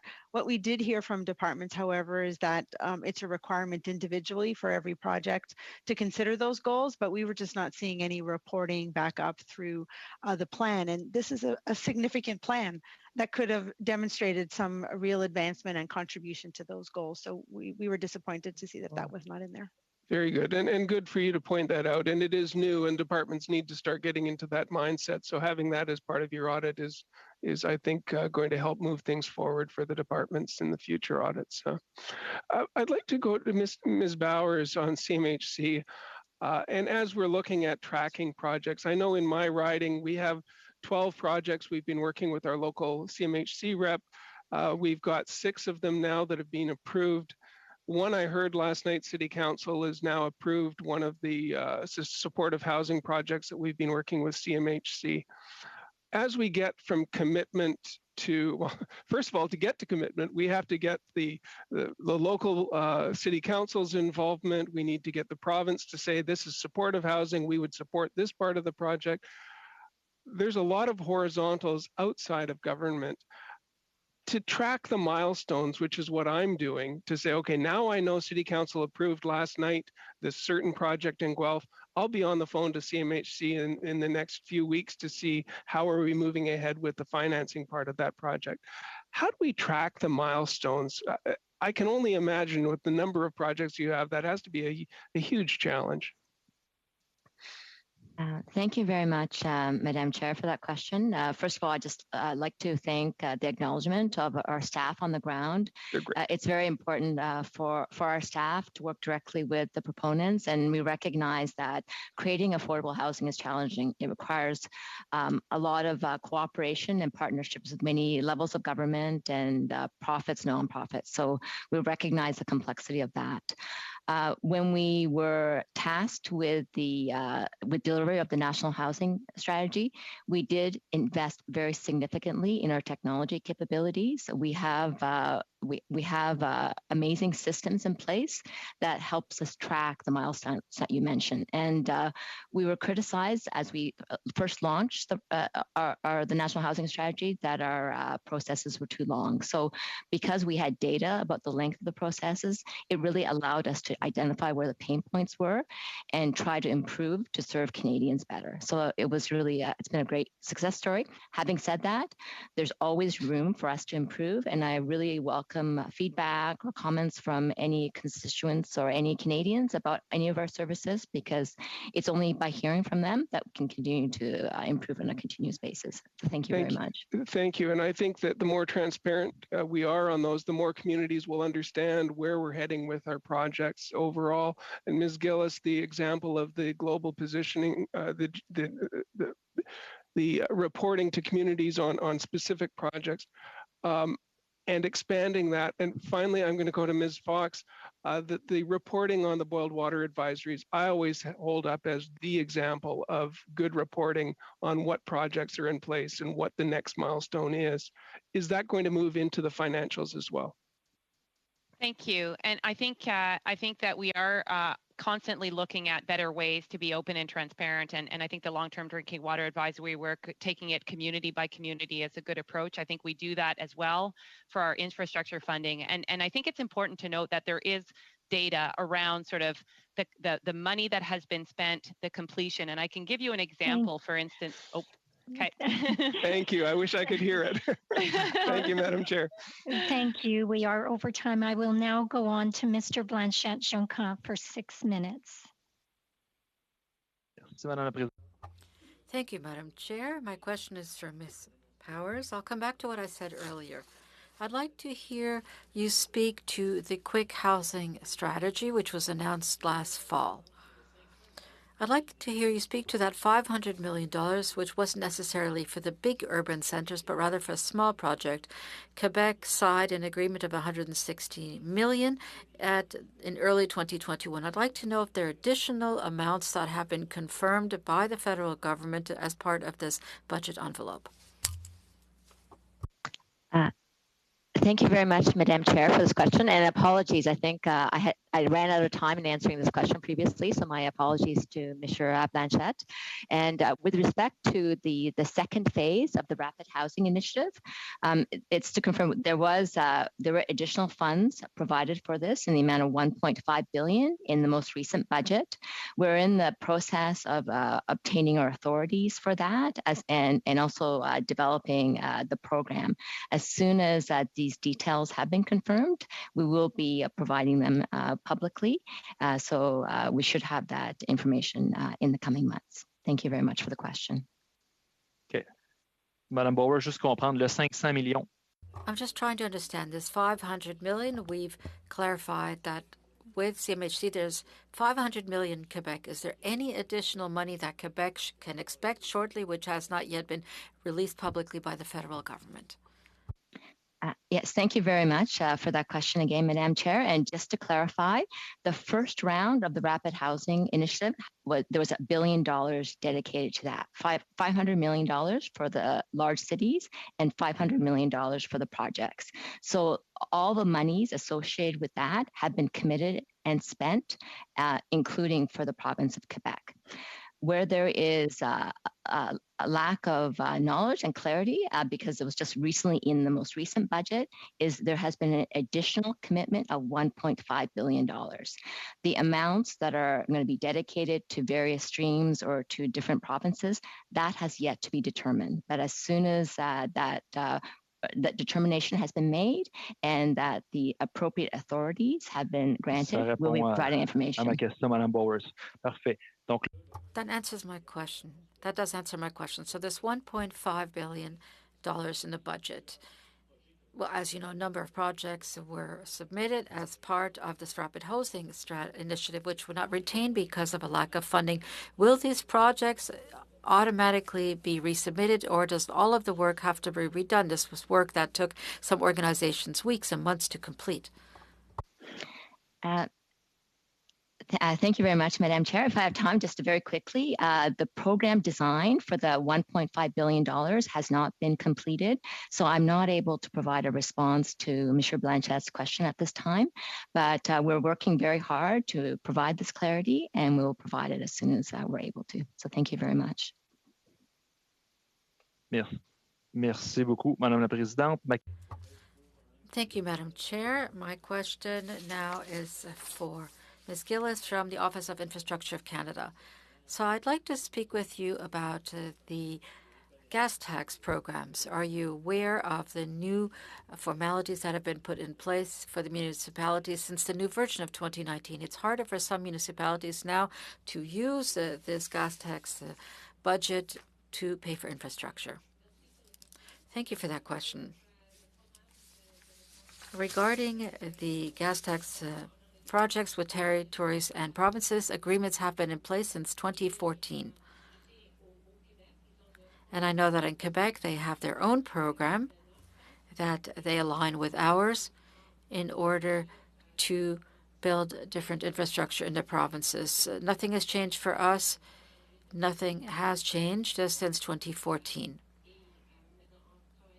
We continue working within this program. Ms. Gillis, in 2019, the federal government changed the program criteria. Now the smaller municipalities have as their only funding source as the gas tax, as well as the property taxes that they can collect in their region. Right now, the federal government is putting a priority on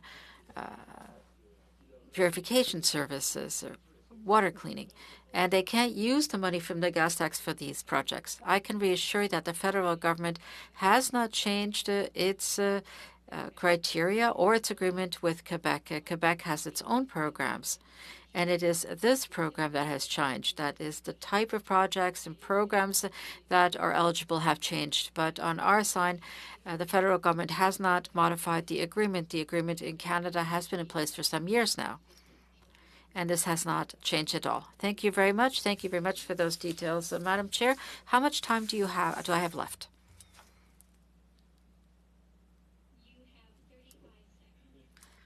Ma dernière question, Madame Hogan.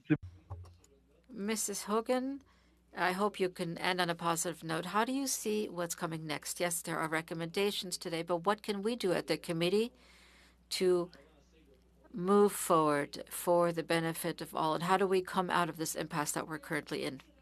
Well, I'd encourage you to speak about how to improve horizontal program management. Is not only an issue as to infrastructure spending, but as I previously mentioned, it's also an issue tied to climate, to biodiversity, as well as Indigenous services. So I would encourage the government to begin a better means of managing horizontal programs. Thank you very much, Mr. Blanchette-Jokas. We will now go to Mr. Green for 6 minutes. I appreciated the previous questions coming from my friend from the block, Maxime. As some of you know on committee, I'm a former city councilor in Hamilton and would recall the announcements, which is where some of my frustration comes from, quite frankly. I would recall the announcements, particularly when it came to a third funding. Big programs would be announced. It would raise the expectation of the residents, but then it would require willing partners between the province and municipalities. And as Mr. Blanchette-Jokas has so aptly described, municipalities, as you know, are only able to raise revenues through property taxes or building permits. And so I'm going to take this moment just to hopefully, for the benefit of those watching and even for the members of this committee, ask Ms. Gillis to maybe explain the process. Announcement happens, application, what are the parameters around successful partnerships as it relates to the municipalities particularly? And what would the typical timelines be from announcements to shovels in the ground? Understanding that maybe some of these programs need to be by requirement shovel ready. Thank you, Madam Chair, for the question. Now, I'll give you examples with different programs because the process will differ depending on a provincial allocation program versus a merit-based versus a transfer like a gas tax. I'll start with gas tax because it's the simplest. It's an allocation, the payment is made, and we've accelerated it last year and this year, where one payment, $2.2 billion, is flown to provinces and territories, then goes to about 3,600 municipalities across the country. There is no cost sharing. It's 100%. It pays for 100%. There's no applications. Can we pause for one moment on the gas tax? Sure. What are the parameters on the gas tax? What is the purpose of the gas tax, and what is the mandate for municipalities to be able to spend this? Invest in this money. Thank you for the question, Madam Chair. So the gas tax, it was an agreement that was signed with provinces and territories in 2014. It's got 18 different categories of investment. So it's very broad. It can do sidewalks, it can do water, it can do connectivity. It's really the municipalities that prioritize its capital. It's not operating. So there's a restriction there to prioritize the infrastructure they need. It can pay 100% of the projects, no cost sharing requirement. No applications required. It's reporting after the fact on what they've done, and it is audited after the fact, but it isn't a project by project application. So it's quite flexible, and they can save it. So if they wanted to do a smaller municipality, wanted to do a big project the following year, they can save that money to the following year. Would there be, my apologies, because I'm just trying to unpack this. You're gonna have to explain it to me like I'm 5. Would there be a climate lens on the gas tax? Was there not an initial, if I recall, intention or spirit to use the gas tax to help with the transition to a post-carbon economy, investments in things like transit and likewise? So thank you again for the question, Madam Chair. So the types of eligible projects actually lend themselves very, very well to reducing emissions resiliency or adaptation. So water quality projects, transit projects that would be included in the eligible types of projects. And if we could pause there, is it not been the experience here? Like you're talking about municipal governments, you can give a municipality 100 buses, but if there's no support for operations, municipalities will pass on this. So in terms of transit, particularly investments in public transit, how often has it been the case, or I should say, what is the uptake rate for municipalities to do capital investments in things like buses or LRTs and those types of things, absent of supports from operational funding? Thank you for the question again. Various provinces and municipalities prioritize. Again, it's up to the municipalities to prioritize the types of projects that they're bringing forward, but actually transit is one of the most popular types of eligible investments with the gas tax, as well as others. It can do bus stops. It can do a number of different capital investments that are required for municipalities. And certainly when I'm talking with city managers, this is a program that they very much appreciate, given the flexibility and the certainty it provides for their capital plans. Has there ever been any conversation about providing a small ratio support for operationals on it? So thank you again for the question. Certainly operating is a different particular challenge. Infrastructure Canada, in all of its programming, does not support operating. It really is an infrastructure supporting the capital investments that are needed in communities across the country. Are there any opportunities for potential partnerships between horizontally, using the buzzword of the day, between infrastructure and say transport or climate change or one of these other ministries which may have an interest in a mandate? And I say that because we're about 15 minutes away from what could be an announcement I'm just finding out locally in my city for a project like LRT, which has been probably 15 years in the making, wrangling back and forth between the province. The feds are now potentially coming on board to support the project. I certainly spent 4 years fighting in Hamilton Center for light rail transit, fighting to keep it public so it wasn't privatized. Significant monies invested by the municipality. The feds come along, they make an announcement today. What would that timeline look like potentially? So if I move into another type of program that we're looking at timelines involved, like our integrated bilateral agreements. So when we actually, so the integrated bilateral agreements are signed, the provinces and the territories themselves then determine their own, cost sharing opportunities, because it can range. And I'll just talk about the COVID stream that we've just changed the integrated bilateral agreements to adjust to allow for projects that are relevant and important now that we're living with COVID, like HVAC in schools and long-term care and hospitals. So for that particular stream, we pay 80% of the funds. So there's a 20% cost sharing on the other side. That the projects that come in, we actually approve them within 20 working days. And so far, there's been almost 2,000 projects and almost $2 billion just since last October approved. Thank you. And then it's up to. Okay. Well, here's to looking forward to some good news, hopefully at 1 o'clock. Thank you. Thank you very much. Colleagues, we'll now go to our next round of questioning, which is a 5-minute round, starting with Mr. Weber. Well, thank you, Madam Chair, and thank you to all the witnesses here today and to my colleagues with your great questions. I'm going to focus on some questions to Ms. Fox. With my previous role in provincial politics, I had the honor and the pleasure of working with Treaties 6, 7, and 8 as the Indigenous Relations Minister. And I worked with a lot of wonderful people in those communities. And now moving to federal politics, I find, Ms. Fox, you've been here many times, and I find your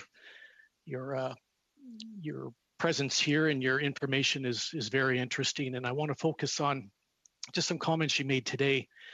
You had mentioned that you, and I'll quote you, it said, to ensure transparency in results, a robust reporting process has been implemented, allowing both Indigenous Services Canada and Crown Indigenous Relations and Northern Affairs Canada to provide regular updates on their overall portfolio of infrastructure projects in First Nation communities. And I know that this is going along the same line as Mr. Longfield earlier, but he didn't have time to get an answer. So I'm hoping to get some clarification on that. You talk about a robust reporting process has been implemented, yet you went on to say that we are committed to supporting First Nations to realize their vision of self-determination and respect their autonomy by seeking opportunities to reduce reporting requirements by First Nations. So here you're saying that you're going to have a robust reporting period, and now you're saying you're going to reduce reporting. So can you give me some clarification there, please? Absolutely. Thank you very much for the question, Madam Chair.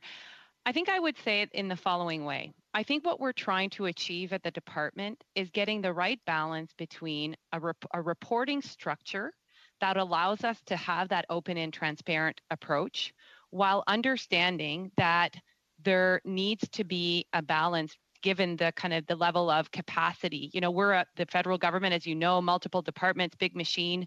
We have to think about the reporting requirements from our partners' perspective. So I'll give you an example.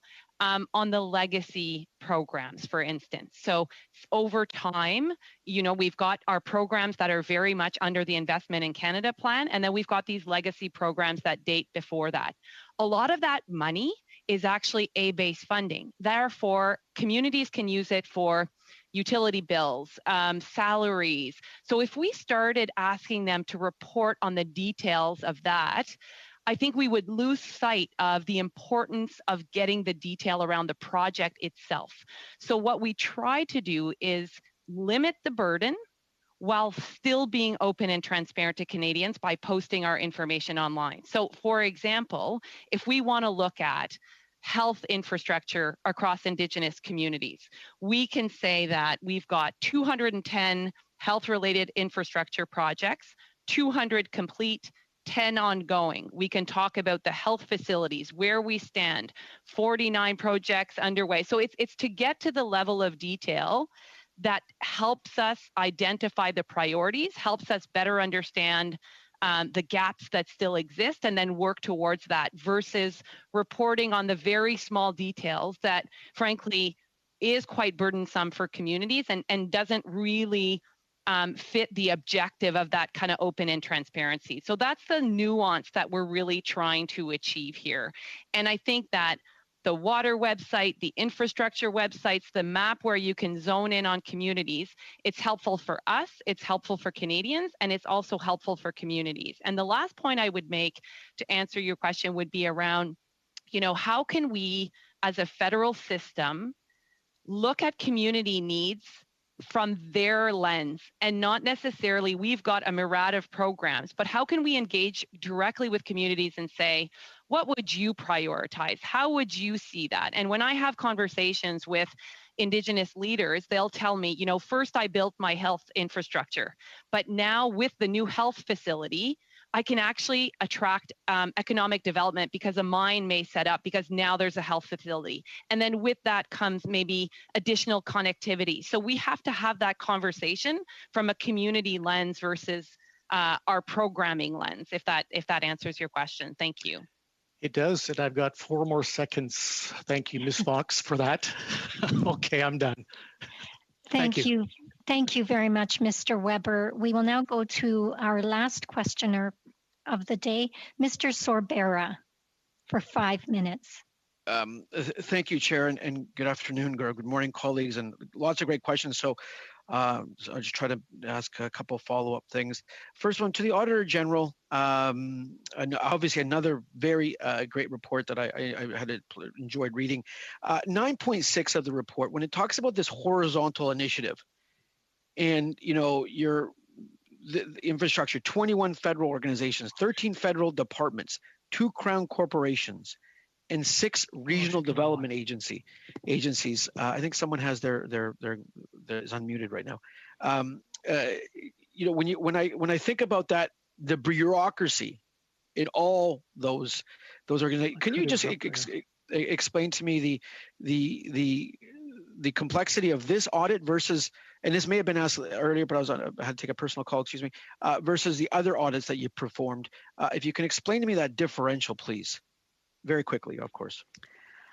So I'm not sure that I would say that it's a more complex audit for our organization. Obviously, it adds to sort of the administrative burden and the need to gather more data and summarize it with the more departments that are in. I think the more important point I would raise here is the complexity of how the reporting structure needs to have been thought through for this program in order to be able to actually measure results and outcomes, right? Those are so many organizations who are all individually accountable on their own right for their budgets and their programs and their projects that they do, but then they also contribute to a much broader program, the Investing in Canada plan, and it's to not successfully report on one against the other, but to make sure that they're aligned and yet you can feed into the meaningful reporting in both instances, right? At an individual departmental or crown level, as well as at the more broader program level across the federal government. It's figuring out that nuance that's complex for the government. Yeah, for us, it's more places to go and more people to meet. Okay, and I want to pivot here, but I completely agree with you, AG. When I look at these organizations, the reporting structure, and when you say results and outcome, at the end of the day, Canadians want results. There may be a bureaucracy in place. We want results. Here in the city of Vaughan, and I'm one of the 3 MPs that represent the residents of the city of Vaughan, we have a subway that comes up from Toronto into the city of Vaughan, and it was planned, and there was, along with that was a 407 extension out to Whitby, and it was done, and it was planned, and we see it operating, and Canadians want results. In terms of on the infrastructure side, one of the bullet points, about 40% of funds have been committed of the 180 billion, so 70 odd billion have been committed, and 48 billion flowed to recipients. Obviously, this is a connection to in terms of when something is committed and when something is built and then paid for. So I want to understand that. My question on that front there kind of pivots to the idea of operating versus operating dollars versus capital dollars. When we think of each of them, and I know Ms. Fox, you had commented on this in terms of on the Indigenous funding. Can each of you comment in terms of operating and capital in the infrastructure plans? You know, when I think of infrastructure, I don't think of it as paying, Ms. Fox, you mentioned utility bills. I look at it as building, and then the asset is turned over to the entity. They turn it over to the municipal, to the provincial, federal dollar. Can you kind of comment on the infrastructure spending that's taking place? Is it operating or is it on capital? So I'd like to start on the infrastructure side and then move to the other 2 witnesses today, please. Thank you, Madam Chair. So when we look at the programming within Infrastructure Canada, we are on the capital side. So it is about proponents, so communities, provinces and territories building particular infrastructure assets. And we are what is eligible from our programming is the capital. That said, we do have some programming in the Invest in Canada plan that is funding, research. So when we talk about building codes, so when we want to have the advancement from climate and severity of, the weather that we're facing for the future, we are also investing, and we have $45 million in the Invest in Canada plan that funds research at the National Research Council. So there is, different programs that are doing different things, but all with the advancement of the objectives of building the infrastructure that we need in this country. Okay. The other 2 witnesses, please. Yeah, maybe I can go next. Quickly, I can say that we have both pockets of money available at Indigenous Services Canada. So for instance, in budget 2021, we've got a new investment of 4.3 billion plus 1.7 billion for O&M. And similarly on water investments, in the fall economic statement, we got an additional $1.5 billion strictly for O&M. So for our pockets, there's both. And I think the O&M is key in order to ensure that the asset management plan is effective. Thank you. Thank you. Thank you for that. Our time is up. Thank you very much, witnesses, for joining us today. We certainly appreciate being able to have this conversation with you. You are free to disengage from our meeting at this point in time. Colleagues, Mr. Blanchette-Jonca, do you have a question? Madame la Présidente. Point d'information. Madam Chair, just a point of information. Would it be possible within the committee to obtain written reports from the CMHC? I'd like to have some clarifications about the ongoing programs. It would be possible to receive written answers from them. Absolutely. If you have asked a specific question during the committee and weren't able to get the answer, if you have some information that you would like to receive, we can definitely ask the department to provide that. And I know our clerk will make note of that, and we will follow up with that. Thank you, Mr. Blanchette-Jonca. Colleagues, before we adjourn, there are 2 questions or some information I need to give you. In regards to my earlier question while the audit was tabled on March 25th, 2021, giving the department until September 25th, 2021 regarding the management action plan. Our committee does have a motion that requires invited departments to provide an action plan 48 hours prior to their attendance at a meeting.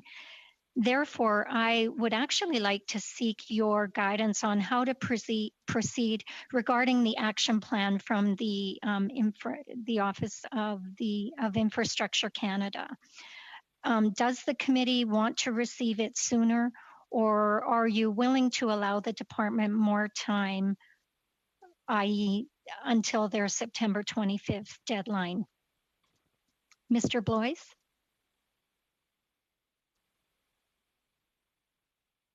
Oh, I cannot hear you. You are still muted. Perhaps on your headset? Yeah, I'm having issues on there my you end. Go. Oh, I know, but for translation, let me just try to re-plug in, perhaps.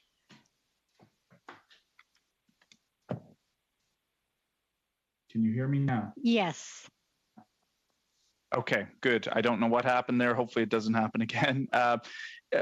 It seemed as though in the beginning of your remarks today, you mentioned that there was something on the website, but then when the question went to Ms. Gillis, it seemed that the report was still being prepared. I personally would think that if the Auditor General has given the department up till September, I think you just said, to be able to complete the management report, I don't know if it's appropriate for our committee to necessarily say that we need it sooner, notwithstanding the fact that, yes, that is the normal practice, but we've had our meeting before.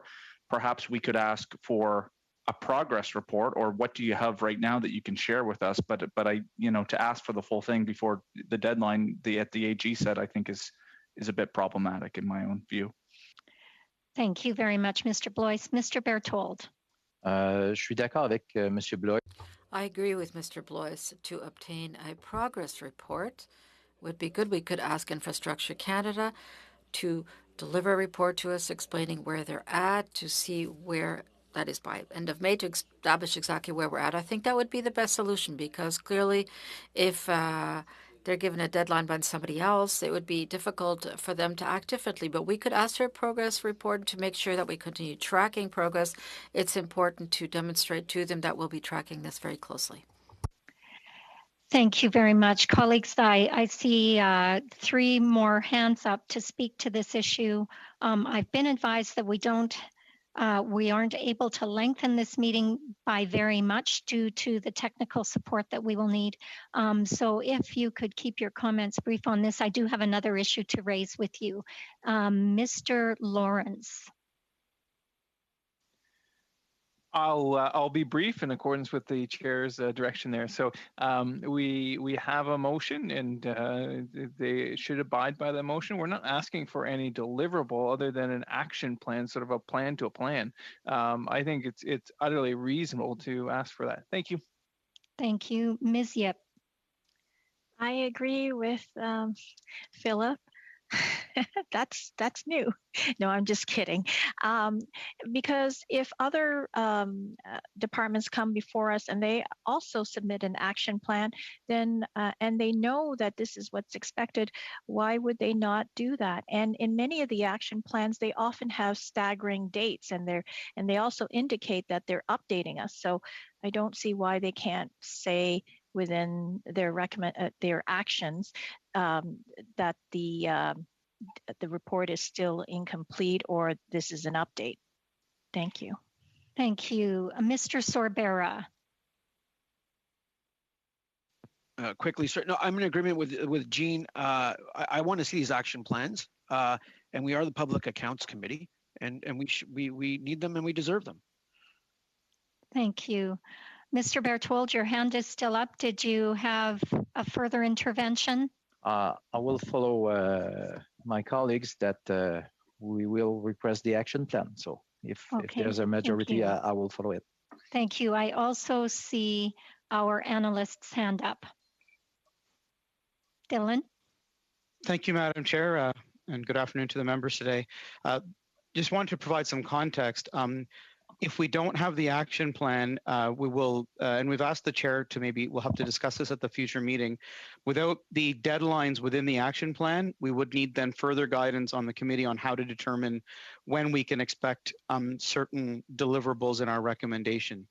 It also is part of the norm to have it something against which to measure the progress and hold them to account. So the response in the audit does not provide any dates.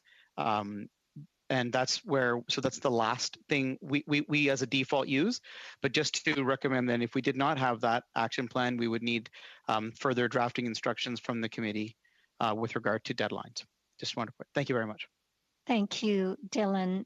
Mr. Blois? I'll be very quick. I think I was misunderstanding when you say the management plan by the Auditor General, which is the department, how they're going to address it, but the action plan is, here's our plan to address the management plan that we will then present. Is that my understanding, the difference? I believe so. Dylan is nodding, yes. Madam Chair, I mean, I think the clerk might be in a better position to speak about the specifics of the protocol or what they're required to. Angela, if you would, or yes, Angela, please. I think you're better than me at this, Angela.